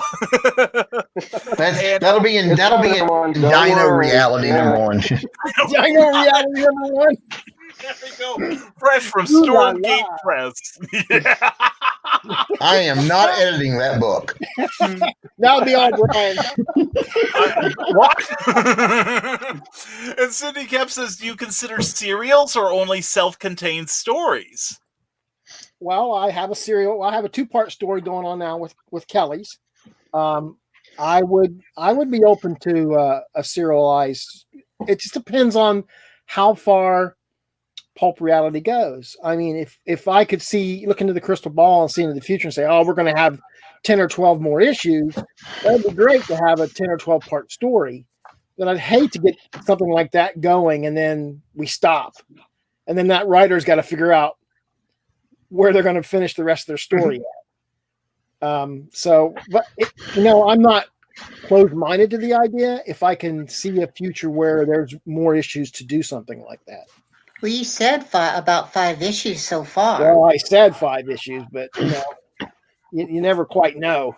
It all depends on how many people buy 2 and 3. And there you go. It's all about sales. Yeah. I was just going by your infinite wisdom. Yeah. Oh, you're in trouble. Kelly, we got to have a talk. Anyway, Clayton Merwin, where God's a cold. Clayton Merwin, the hero maker, says, you guys remember the Hardy Boys stories? I love these adventures as a kid. Hello, James Harmon. And Trevor Hawkins says, Hardy Boys, Nancy Drew, Bobbsey Twins, Tom Swift, all from the same author syndicate. What were some of your influences as far as like older characters? Who did, when you were growing up, who did you who found their way into your work in some way, I should say? You know, when I was a kid, I didn't read a lot when I was really young. I just didn't. I was from the generation where mom sits in front of the TV and that was your babysitter. And so my influences were Captain Kirk and the Hardy Boys TV show, and I watched a lot of the old serials, the Republic serials from back in the day, and watched those as a kid, and that's what really started my love of pulp, was those old serials. And as I got older and started reading, I got more into those. So, but when I was really young, I hear people tell stories. Well, when I was 9 years old, I read this character and totally fell in love with him. I just never did that. I was more of from the TV generation. Well, I was terrified of H.G. Wells's work. You know, H.P. Lovecraft, Call of Cthulhu. I'm still scared to death. You know, and it unfortunately has terrorized me ever since. You know, when I sleep. So, you know, When the kitchen cabinets attack you. What? When the kitchen cabinets attack you. The terror from above the stove. It's something. We call him Cabinet Thulu.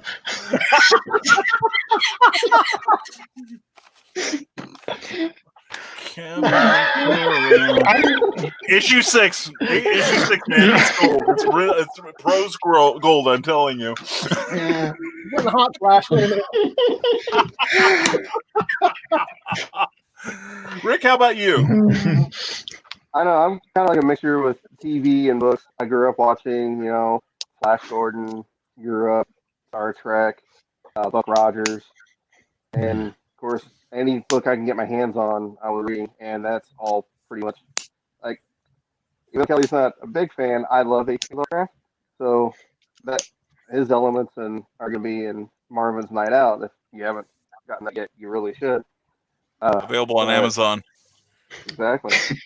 And yeah, so a lot of things have contributed to my thought process with stories, but mainly for like Murray Rises and Pulp Reality, it was the Flash Gordon, Buck Rogers, the regular everyday guy thrown into a huge black mess of, okay, what am I going to do now? Very cool. Very cool. Bobby? Yeah. My mom read a lot when I was little, and so I wanted to, because that's what she was doing. And so this was back in the 70s, and she ended up with a bunch of these Reader's Digest collections that had multiple books in them.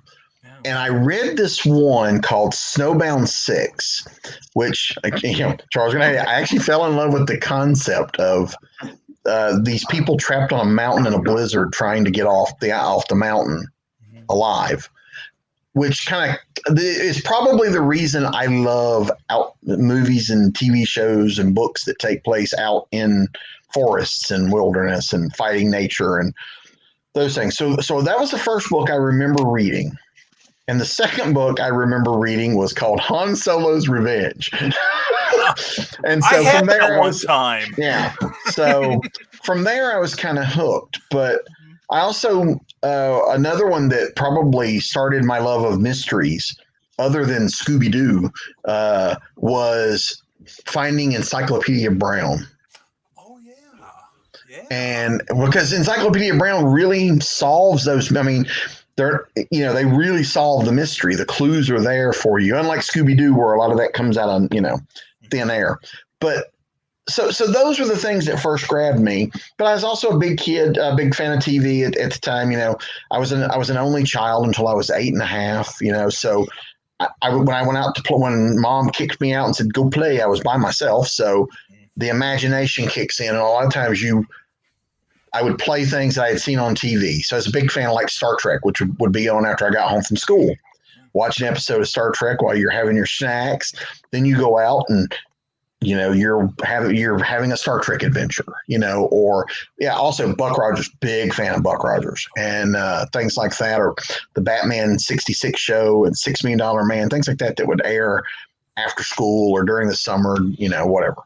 And so those type of things that I loved back then, I feel that I can sense the influence of them in my writing. And by the time I was older, it was things like, Magnum PI and, the Rockford Files and Conan the Barbarian and, book form. And then I discovered comics, and man, it's all downhill after that. And, but those things, those genres that I gravitated toward, I still gravitate toward now. I mean, Brian, you've heard me say this before about the snow books, that they are a love letter to that Magnum Rockford era, because that's just those kind of stories stick with me, and I can go back and revisit those books and those TV shows. And I some have survived the test of time better than others, but they still hold that special place in my heart that I can go and just immerse myself in that world. Yeah. So, and you killed Charles, didn't you? I didn't touch him. He needs to rest. He vanished from the scene, and then I'm waiting for him to come back. He just needs to take a moment. He's been trying to take the show over the whole time. I know, and I've been trying to let him have it, but no, he I think probably he didn't ring out his Depends or something. So he's probably taking care of that. We're not going to embarrass Amy Hale tonight, but no, mine. I'm listening to you guys, and it's really fun because I remember growing up on like the Hardy Boys and Nancy Drew. I think my first series book was probably, and I know I'm the only person who's probably heard of it, is a series about a horse called Misty of Chincoteague. Chincoteague is this little island off of the Virginia coast, and it was these Shetland ponies. And our second grade teacher would read these things to us, and Misty had a whole family. There were about half a dozen different books, and from there, of course, I read comics since I was a kid, and Charles thinks he's getting back on the air. Anyway, but no, we'll let you back on, Charles, because it's you. There you go. There you go. Did something die on us?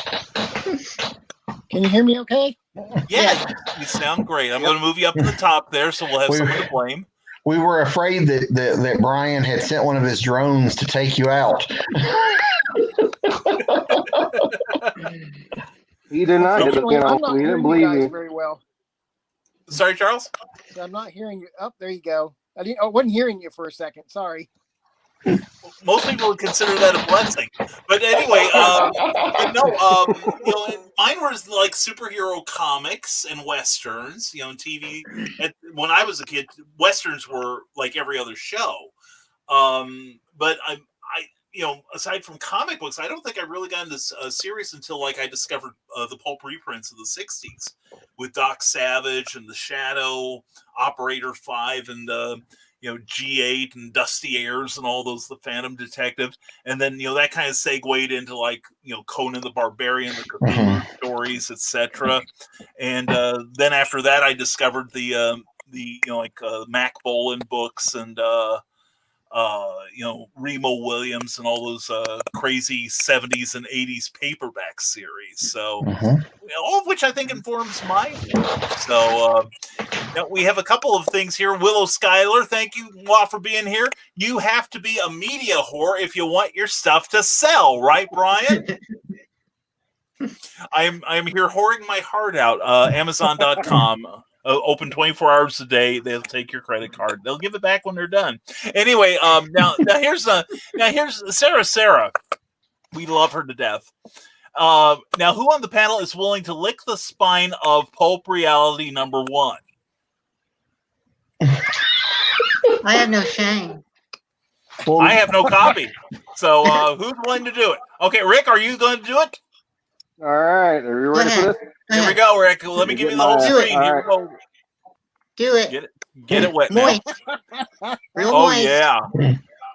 Boom chicka wow wow. All right. Oh, Can you Oh, maybe yeah. do that a little bit faster? I mean, could you just indulge a woman? Go ahead. A little bit faster. Just All right, love it a little bit. All Go right, ahead. hold on. Ready? A little faster. yeah. Let's see this. Just a little. Oh, that is like magic. And you should be very proud of yourself. We have We're back taken a into turn. love connection here. Thank you for indulging her. Most Very appreciated. welcome. Yes. I don't know who touched this in the Amazon warehouse, so I'm gonna stay. I will sell this copy for twice the cover price. So if anyone wants, That's right. You too can own Rick's DNA.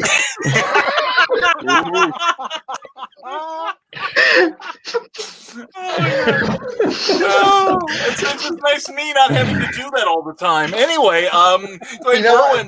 Rick, if that works, let me know, and I'll start sneezing on copies before I sell them. Yeah. hey, if gamer girls can sell their bathwater, why can't we sell lick spines? I mean, come on. That's right.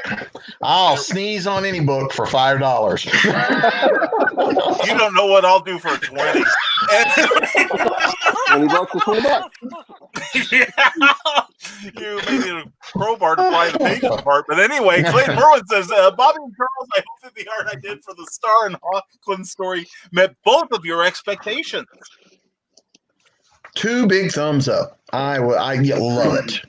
Both pieces. There's actually 2 of them. So yeah, Very absolutely, very fantastic.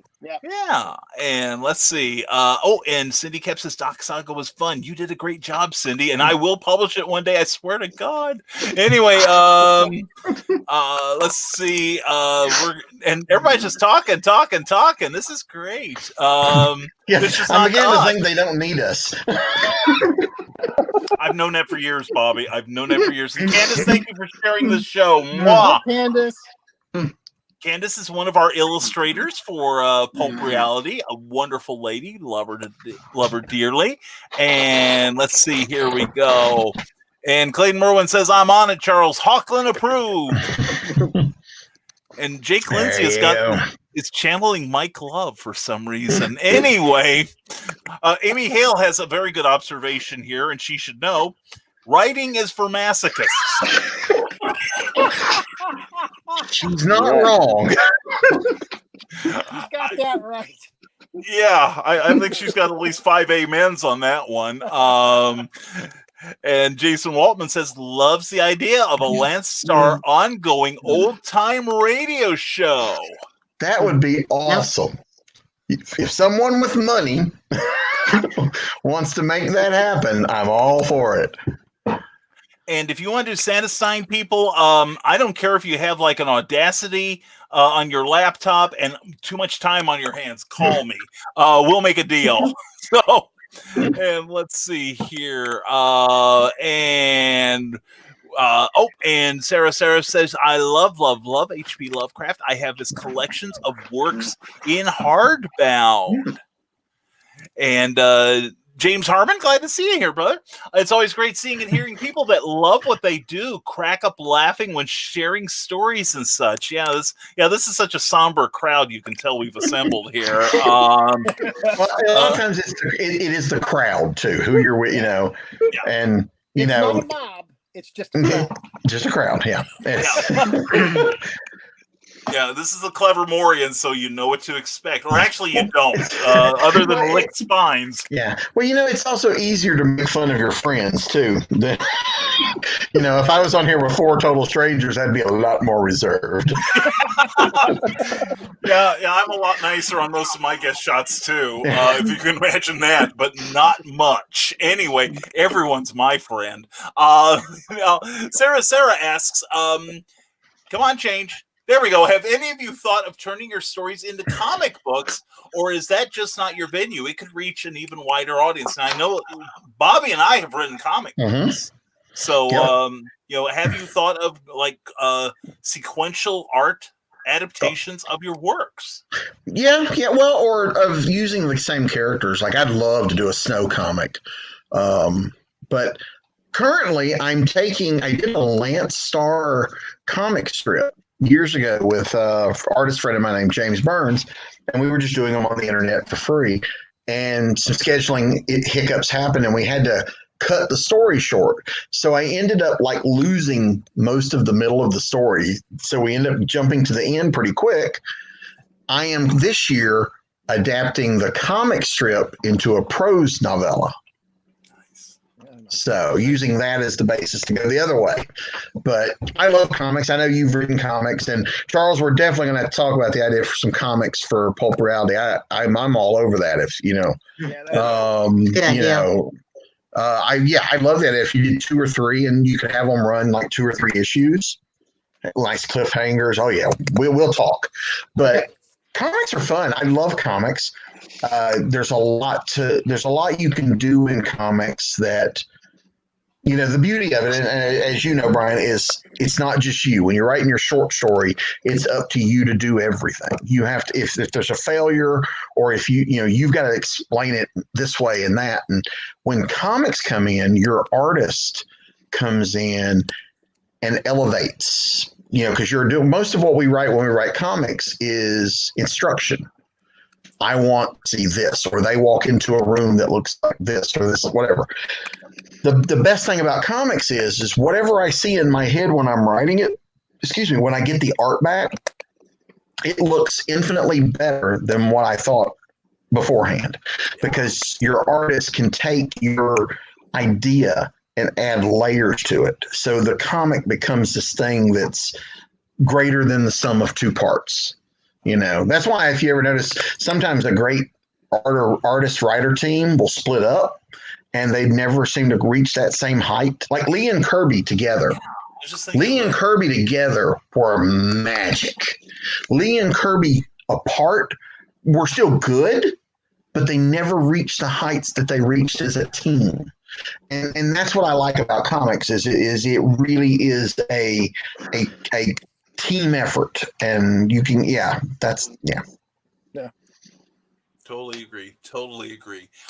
Amy Hale says, we mentioned her earlier. Go ahead, I'm used to the abuse.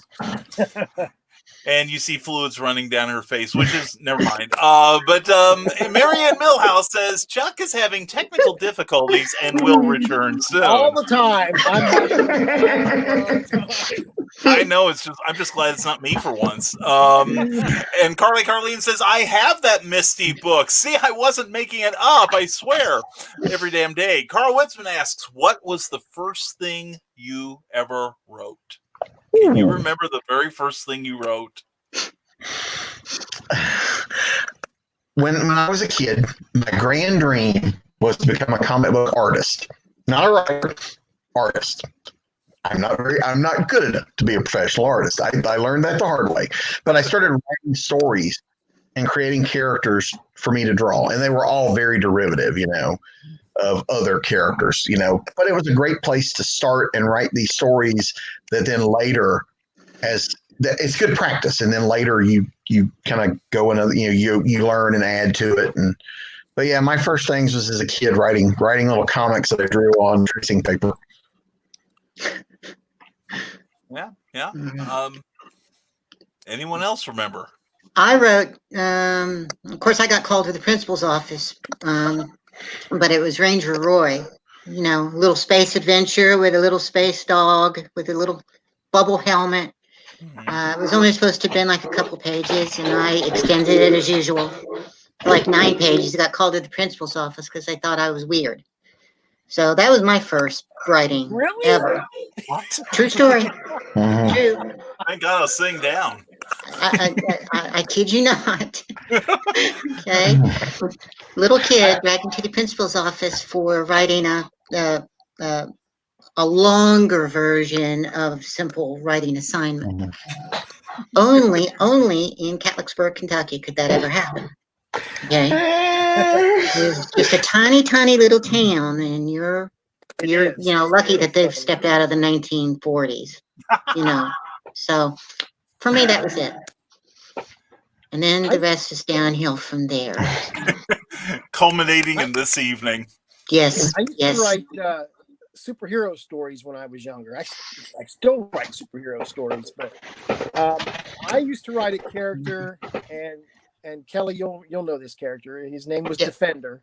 Defender. A Defender, and I wrote all kinds of stories for him when I was in middle school, when I first started collecting comic books, because you start collecting comic books, what do you automatically want to do? You want to create comics. Mm-hmm. So I started writing Defender as my comic book idea, and I wrote a Defender book and put it out a couple of years ago. It was called it was actually a superhero team called Identities, and I took that character and put it in that story because I just did it because of nostalgia. Mm-hmm. But that's one of the first things I wrote. Mm-hmm. Rick, how about you? I used to write like battles that my toys would have. So I did Transformers versus G.I. Joe before it was cool. And I threw in He-Man and Thundercats and everything else in there. He's a visionary. I know, ahead of his time. Yeah, well, it looks like you notice I'm avoiding the question. Clayton Merwin says, I was a big Wild Wildest fan as well as Batman, and I would have great adventures with my 1960s 12-inch G.I. Joes out in the woods and have great adventures up until I was around 14 or 15. I think I wrote an article for one of my classes that got into the local newspaper was my first thing. But the first thing I remember that I really was halfway proud of, and kind of inexplicably, was during the Batman 66 show. And Kellogg's Raisin Bran had an offer where if you sent in like a quarter and 2 box tops, you got and I wish to God I still had it, but it was a stamp set, and I'm talking about ink and pad, the ink pad and stamping Batman, and it was the classic Infantino running at you pose from the Batman and Robin, and along with a picture of the Joker, and I think the Batmobile, and I think the Riddler, maybe the Penguin. And I learned that I could tell a story in a comic book type form because I'd put the stamps in, I'd draw the word balloons and everything. I also learned that 30 years later, my art hadn't developed past that. That the other things I had to draw would just, still look like a 10-year-old had done them. But that was the first thing I remember putting together. I also learned that I do like Kellogg's Raisin Bran, just not that much at one time. Now it would kill me if I did that. Now we have some here we go. We have some reviews of Rick Bradley's oral technique here. Clyde Hall says inverted lick. Trevor Hawkins, good spine. And everybody likes a little good spine every now and then. And of course, Sarah, the Dark Mistress of the Dark Church of the Rising Tide. Woohoo, Rick! Great licking. And who doesn't like that? You should put that on the back of there's a blurb on the back of your next book. Yeah. There you go. You could sell a line of a regular book and pre-moistened. Really, it was fabulous. Don't sell yourself short, okay? Yeah. And a double lick, Rick. You've made a fan in Sarah. Double lick Rick. That's how nicknames get made. Lickin' Rick. Here we go. And Carl Witzman, on the other hand. And let's see. Here we go. We've got another comment here. These guys are prolific tonight. Oh my God, they're on fire. And Clayton Merwin rules says you guys are nuts. I'm amazed it's taking Clayton this long to figure that out. Yeah. You got to be in our line of work. We haven't even got started yet. Come on. It doesn't hurt. And Sarah likes Rick even more now. Thank you, sir. And James Harmon says, "Liquid flying faster. I am so done." That's more than I wanted to know. And Carl Wisman says, "And this is how it all ends." And of course, hashtag dumpster fire. Let's see. Here we go. We're gonna Yes, get to but think of it this way: have any of you that are here laughed this much this week? No, my face is killing me. I know. That's why I love having you people on here. Why do you think you guys keep getting invited back? Let's see. And oh my God, yeah. And Carl Wisman makes if you go back later and read all the comments. Carl Wisman says the chat is in one dimension and the show is in an alternate dimension. It's pretty much. Let's see. Oh, we may have a volunteer. Willow Schuyler would be up to help produce a radio show. I love that idea. Awesome. And she does good work, so please. And Carl Wisman says, and every so often a wormhole opens and a question pops through. Let's see. And Carlene says that's because we're not one-dimensional folks. That's a very good observation. And Carl Wisman says, which is fine because they don't seem to need us tonight. We're thinking the same thing about you guys. It's like two different shows are going on here. Here we go. That's Sarah's paying attention, and let's see. Here we go. Kelly, this one's for you. Sarah says Kelly's great. I love what she has to say and her sense of humor. Thank you so much, dear. Appreciate it. There we go. And James Harmon says nothing wrong with being weird, and we are the proof of that. It's weirdness that helps keep the world from descending into madness. Then again, I'm weird myself, so what do I know? Welcome home. And let's see. Here we go. Here we go. An actual question. I knew you've been waiting for this. Will Schuyler asks, often family will tell us to consider a more realistic occupation. What was your inspiration to push yourselves to become writers, and do your family support your creative endeavors? That is a super, super great question, Willow. Thank you for that. What made you go into this, gal? Who wants to start first? Charles convinced me. For years I had just sort of taken a back seat to it, personal problems, things like that. And I really felt like my writing was junk. He took the time to push me, motivate me. And I don't normally say it to you, Chuck, but, I appreciate you very much. It's and he's persistent. He doesn't stop. He kind of puts it right up to the truth. If it sucks, he'll tell you. I honestly wouldn't know what to do without Chuck kind of getting me back into writing, because I had given up. I had just forgotten about it, because he's the one that paved the way. Like 20 years, he's the one who did all this hard work. I'm just riding on his coattails. It's awesome, because I didn't have to do all this stuff.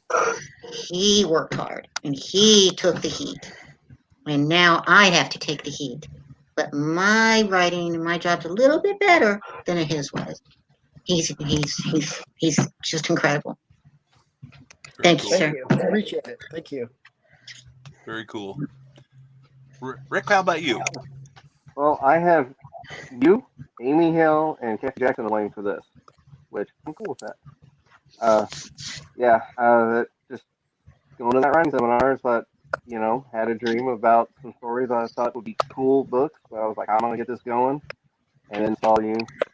Got repost about you having a writer seminar, and I was like, you know what, I'm gonna try it. Why not?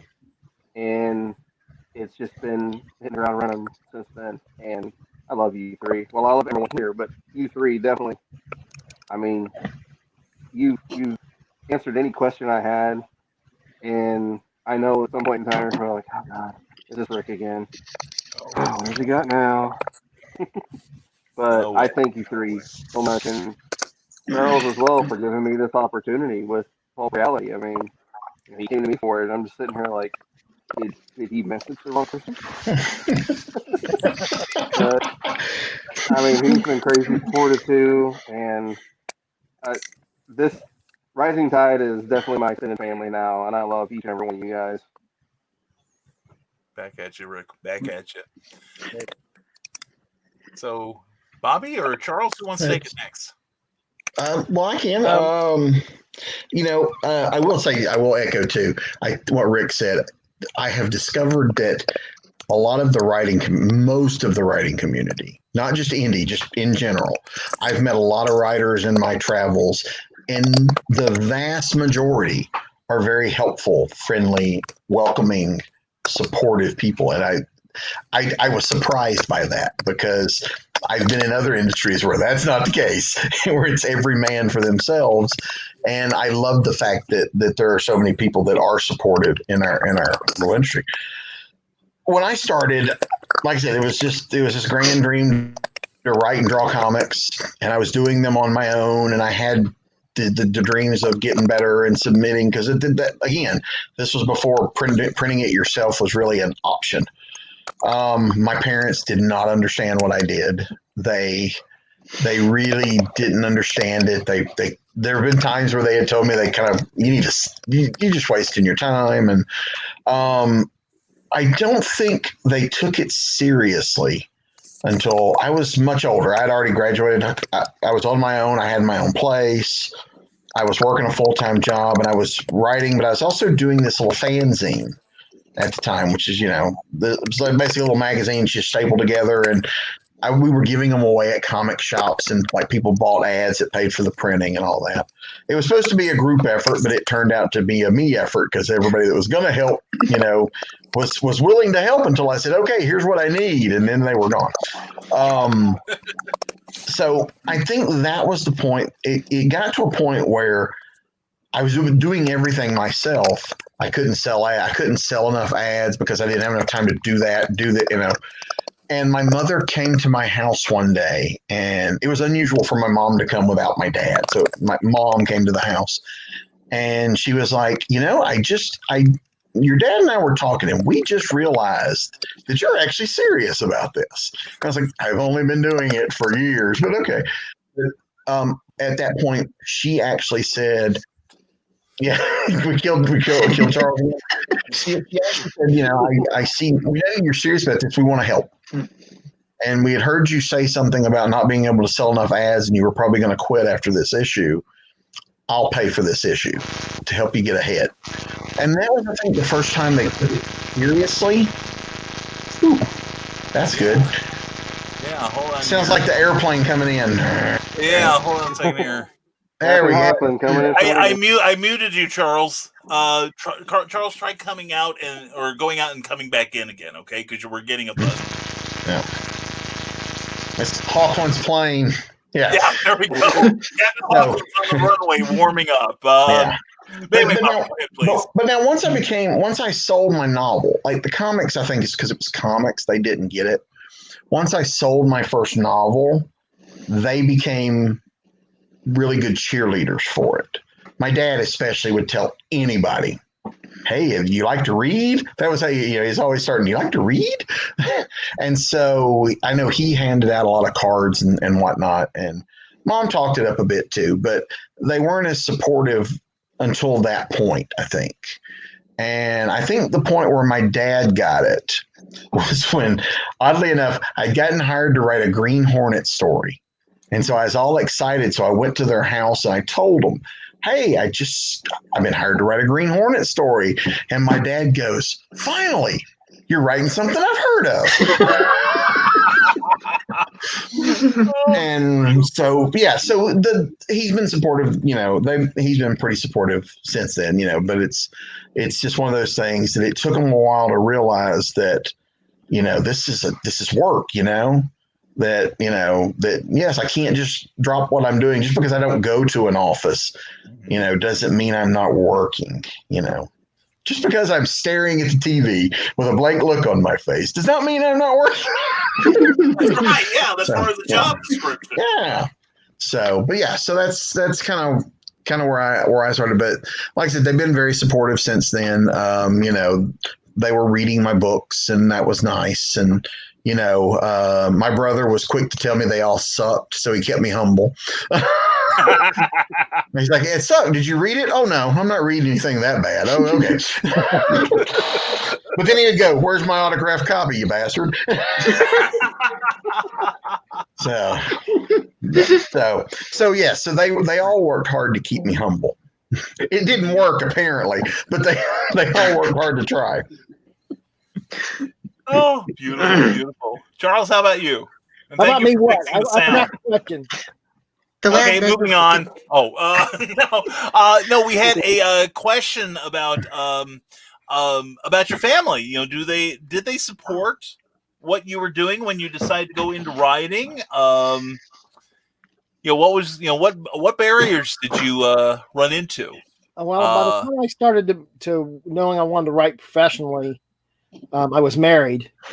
So Marianne is and was a big supporter. Actually, she's my editor now, so she's taken a lot of initiative to help me get where I'm at now. And like everybody else said, the community too. I couldn't get where I'm at now without kind words from everybody that's in this panel and everybody that's watching now. And that's what keeps me grounded, keeps me going. I don't want to get a swollen head. I want to stay even killed, and too late.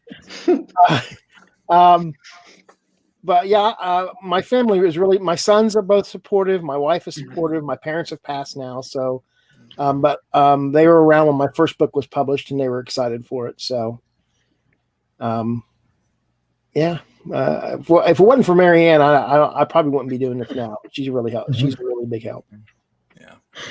Yeah. I think for me, one of the big things to me is one of my regrets is that neither of my grandmothers survived long enough to see my first novel in print, because they were both highly supportive of everything I did, and as grandmothers generally are. And that was one of the things that I always regretted, was that they never got to see it, because I know it would have been a big deal to them. But No, I totally get that, because my mother, who I was close to, I haven't talked to my father in 45 years, but my mother, basically put me on the road to being creative. And she saw some of the mini comics I used to do, and she really liked that. But she passed before I started going into prose, and even really before my what I call my writing career took off. But one of the best compliments I got was from my oldest friend Mark, who one day when he was looking through one of my books, and he said, "Your mom would be so proud of you," and I about bawled. That was that was great. But I'm a Charles. My wife Cookie, I wouldn't be anywhere close to where I am now, such as it is, if it weren't for her support. And she's my editor too, and she's my my formatter. She helps with my marketing. She's doing my Photoshop work for me. She's making me lazy. Anyway, I was going to say, what are you doing? This is all.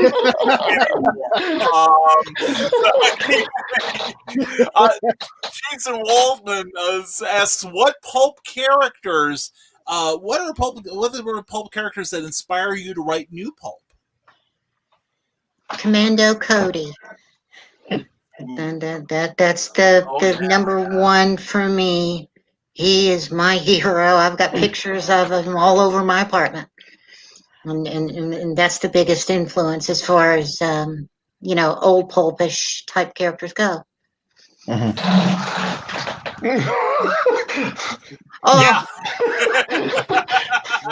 I can sort of see that with my one good eye. Well, here, we'll help you out here. Do it again, Bobby. Yeah, there you go. Yeah. That was the first of the old pulp characters I ever wrote. I had done Lance Starr, the first Lance Starr anthology, and Ron had come to us and says, "Hey, we're going to do Domino Lady next." I'm like, "Great, who's Domino Lady? I've never heard of her." And so there was she only appears in 6 stories in the 30s. That's it. 6, yeah. Wow. And only 2 she's on the cover. So I mean, and she was in what was considered the spicy pulps, which they're pretty tame by today, but in those days, those were the behind the counter magazines. Basically sex in them. But so I bought the collection of the 6, and just in reading those, fell in love with the character. She's very well written, a tough, very Robin Hood, Batman-esque type detective, but yet the thing she uses to usually get the upper hand on the bad guys is her sexuality, because she of using sex, but the men always underestimate her because she's just a little girl.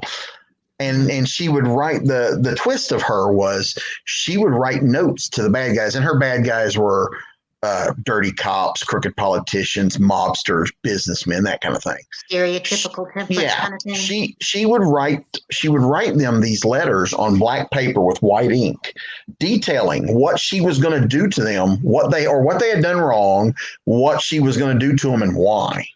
And they would be on guard against her, and she would then outsmart them because they totally and completely underestimated what she could do. And she would outsmart them, do exactly what she said, and solve the problem. Still rob them blind, and occasionally she would shoot some of them. What's not to like? My choice is kind of simple then, because I just liked Commando Cody because he flew. Mm-hmm. Maybe I'm just simplistic. That was awesome seeing, that character jump and go straight into the air. Bam, you got your action. I still watch this stuff. Now, I also admit I didn't realize it was a pulp character until much later, but I was a big Buck Rogers fan and Flash Gordon. I loved them, but I only knew them from TV, the cartoons or the live action show and the movies. I had no idea that they were based on characters from that time.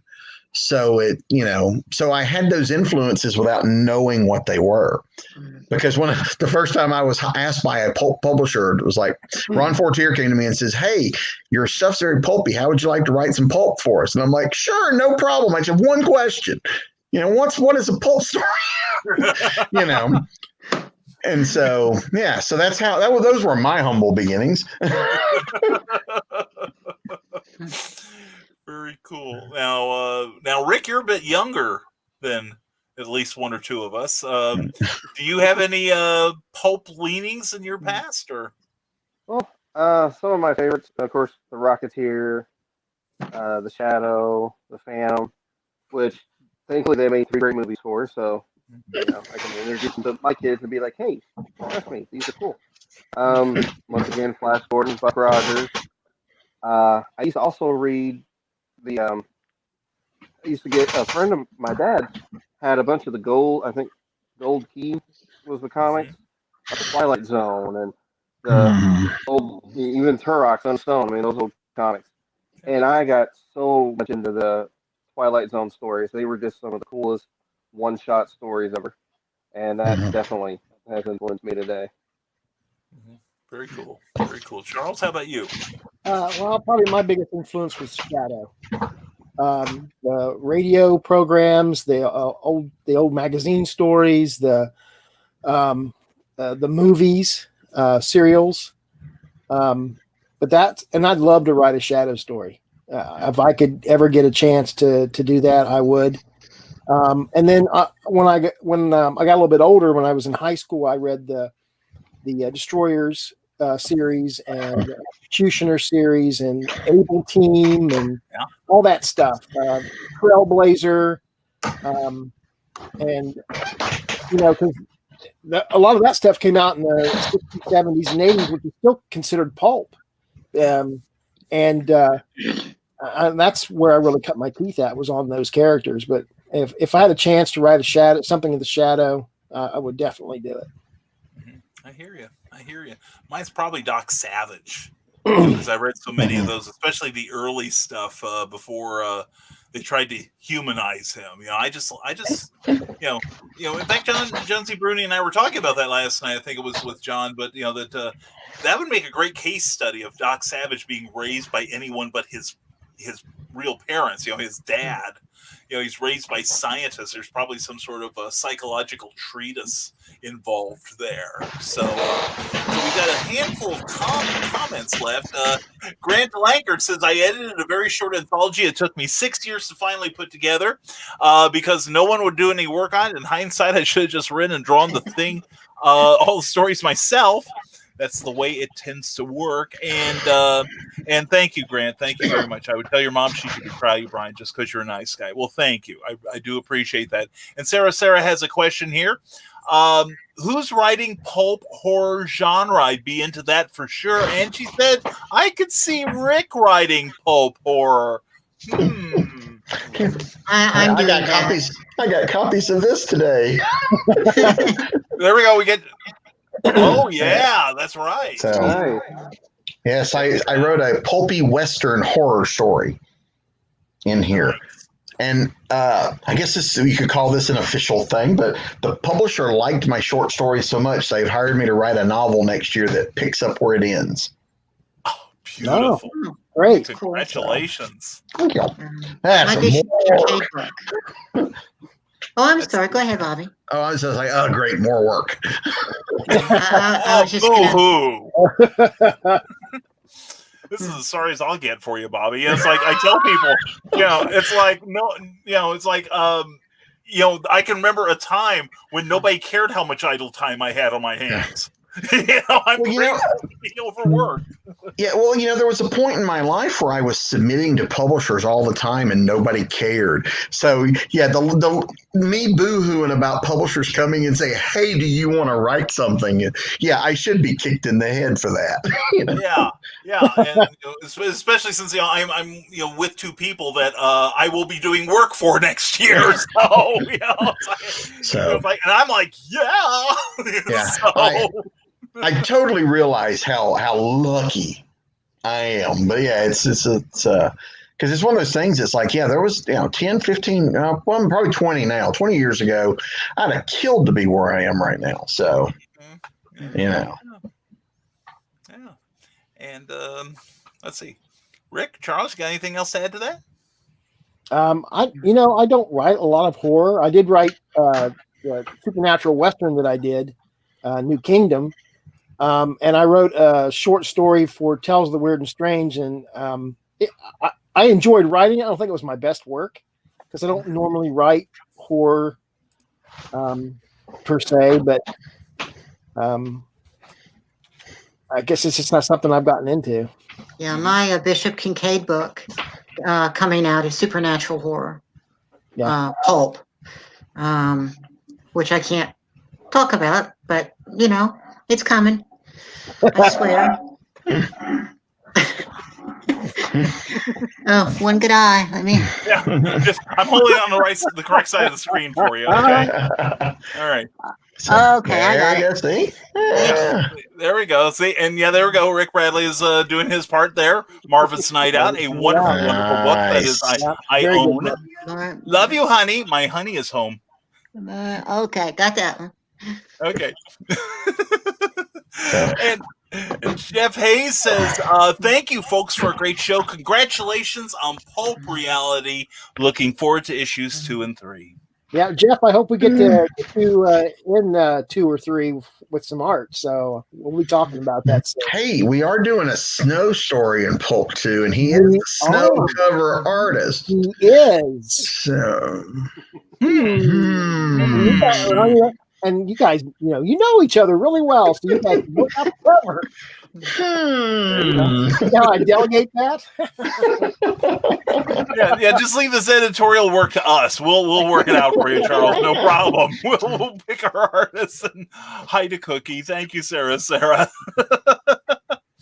Oh, but anyway, we've been on the air for over 2.25 hours, and it hasn't seemed at all. No. It's only seemed like a few minutes because you guys have been fantastic. So, and Trevor Hawkins, yes, snow. This snow is the only type that we allow mention of on the show. yes, it's that guy. Yes, yeah. There we go. Hold on a second. Here we go. I gotta be faster on the direction. There we go. Yes, because every day is hashtag the summer of snow. That's right. Or if you don't like typing that much, we've also added hashtag hashtag snow day. Ooh, I like that. And Trevor Hawkins says, yes, that word isn't allowed on the morning show. And Grant Laggard said that book you licked had a talk with HR, and it was personally delivered. We could have both licked the cover. Wow, you guys live fairly close. This could be an industry for you two. We may have created something here. Selling all of the copies in a baggie or something, so they retain their moisture level. So, but anyway, now we're trying to elevate the show again. Thank you guys for being on a special edition of Clever Tile Pending. I have had a blast. I've enjoyed having you all here. You guys are all awesome. And yes. Hold on a second here, Charles. I'm going to whore up the book. Oh, sorry. Yeah, really. So yeah, we'll go around the room here. Shameless plug. That's the only kind we do around here, Kelly. So hey, if we don't do it, who's going to? That's exactly right. Good point. Exactly. And here we go. Dr. Carl Witzman says, no wonder you're sick, Sarah. Quit licking books that Brian pre-licked. You keep out of this, Carl. Anyway, and thank you, Trevor Hawkins, and thank you very much for attending here. We appreciate you very much. We'll be talking, Trevor. And thank you, everyone who had your parallel conversations to ours. But thank you for your great questions. We really appreciate you. And again, thank you all. Thank you guys for being here. And once again, we're going to go around the room. We'll start with Kelly, and we'll go, we'll go clockwise according to my view here. And please tell everyone how they can keep up with you. Latest work in progress. You've got the floor and all the dirt on it, as we like to say. So, Kelly, we're going to start with you. Ladies first. It's a good choice. That's what I was thinking. So tell everyone, you put your modesty aside and tell everyone where they can follow you and why. Well, you can follow me at Facebook, author Kellie Austin, Ramblings of a Pulp Writer. You can also follow me at austin.stormgatepress.com. You should follow me because I'm a new writer. Okay, I bring originality, and I do have an ego problem. So, the more people that buy my books, the better off my publisher will be. He'll be most happy. I enjoy writing, and I enjoy writing for people. It's not necessarily for myself so much as to see the enjoyment on someone's face when they're sitting down in a chair, they've got their hot chocolate, covered up in a blanket, and their weekend, their worries are taken away. Follow me. I'll be good to you. I promise. There you go. Best promise ever. Thank you, Kelly. And Bobby Nash, tell everybody how amazing you are. I am amazing adjacent. Well, you are next to Kelly, so yeah. So, I'm Bobby Nash. You can find me at bobbynash.com or ben-books.com. Or if you're interested in the award-winning Snow series, you can find those at abrahamsnow.com. You're so modest. I try, it's amazing though. I posted yesterday, I won this award and sold several copies of this book the next day. So there's something to it. So I'm on Facebook at author Bobby Nash. I'm on Twitter at Bobby Nash, and I'm on Instagram at Bobby Nash Writes. Please come say hello, follow me, say hi. I will say hi back, unless you're one of those mini robots that I get that I can tell aren't real people. The only robot that gets to tell me what to do is Herbie. So beautiful. Thank you, Bobby Nash. And Rick Bradley, tell everybody why you're so amazing and where they can follow you, please. I'm amazing because my mom and dad are raised me that way. But you can also find me on Facebook at rbradley42. And I also have a website, authorrickbradley.com. And I also have an Amazon page. You can just search for Rick Bradley, more likely find me.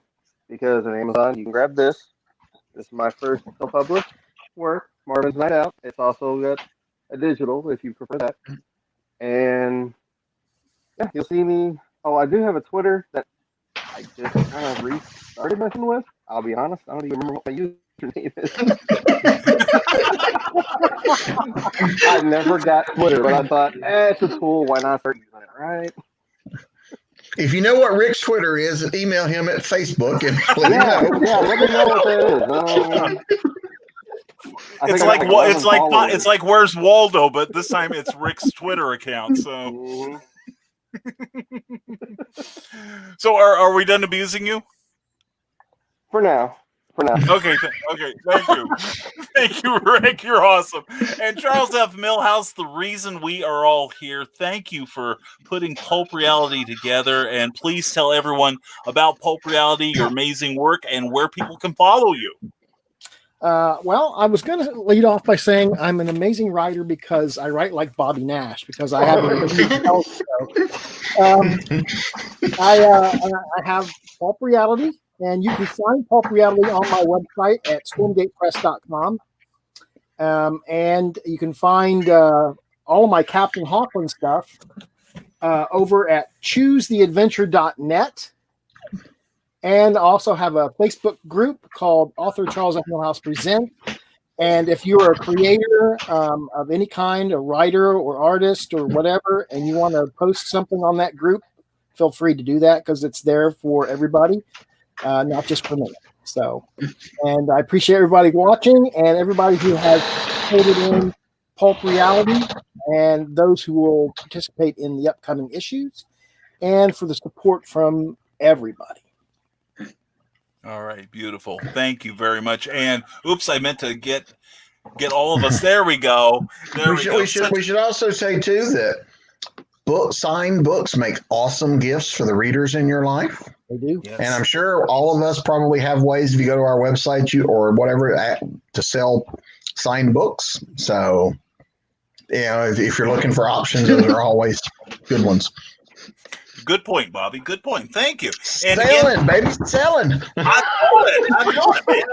That's what we got going here. And a few more comments, and then I'll let everyone go for now. Clyde Hall says, thank you all for sharing the fun and being on the show tonight. Thank you for being here, Clyde. We really appreciate you. And thank you for being in Pulp Reality #1. Carlene says, great show and great convo. Both conversations. Because there was one that didn't involve us whatsoever. We might have been grateful.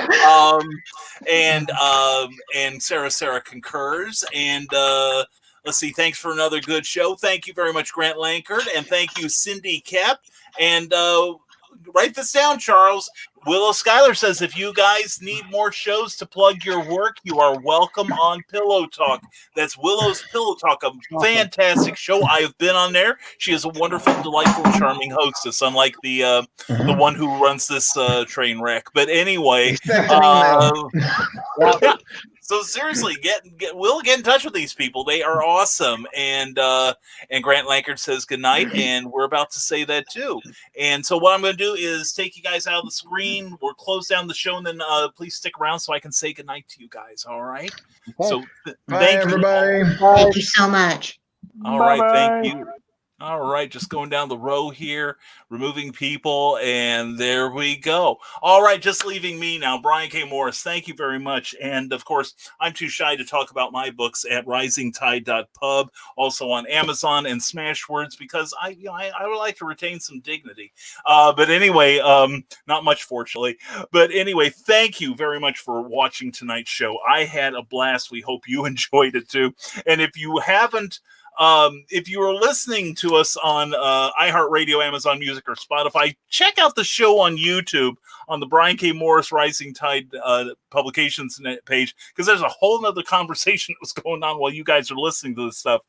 But anyway, thank you for being here. Tune in Tuesday night for the next Clever Title Pending, when we will have Ted Davies, a great artist and a great interviewer and cigar aficionado. He will be on the show ready for your questions. And also, don't forget, Charles F. Millhouse this Saturday is having a takeover of the interwebs. So please check out the show. He's got a lot of great guests. I will be on from 6 to 7 talking about heaven knows what. We haven't made it up yet. But anyway, thank you very much. Don't forget, folks, to sign up at risingtide.pub, which is our website, for our free monthly newsletter. The last one went out yesterday where we announced our brand new merchandise line. And we also have that listed below in the teaser for this show. But anyway, if you're watching on on Facebook, on IndieVent or the Rising Tide Publications page, please, if you enjoyed this show, please give the video a like, and please like the page you are watching this on, because it helps the owners in their the searches that other people do for great shows like this. And it's great because of the great guests we had. And if you're watching on YouTube, on the Geek Insider page or the Rising Tide Publications page, thank you for being here. Please give a thumbs up to this video if you enjoyed it. Also, please consider subscribing for the same reasons. It helps our searchability, and you can join our over 400 subscribers right now. And be sure to ring that bell so you'll be notified of all future content. Very big thank you to tonight's sponsor, Plasmafire Graphics. When the look of your book matters to you, because it does to your readers, plasmafiregraphics.com, also on Facebook. And that's all we've got. So we'll see you next time. Believe it or not, I'm taking tomorrow off. I'm not doing any broadcasting whatsoever. Yes, I waited till you're sitting down. But we'll be back Friday morning with another Nevermind the Furthermore at 10 a.m., 9 a.m. Central in the morning. And so everyone, folks, as I jockey my way towards the next video I need to run. Anyway, folks, thank you all for being here. A very special episode of Clever Title Pending. Please get a copy of Pulp Reality #1. You're going to be glad you did. Lots of great stories and art in that book. And as always, folks, this is Brian K. Morris telling you, stay smart, stay safe, wash your hands, and never apologize for being awesome, because that's just what you are. Thank you for watching Clever Title Pending, and have a good night, everyone.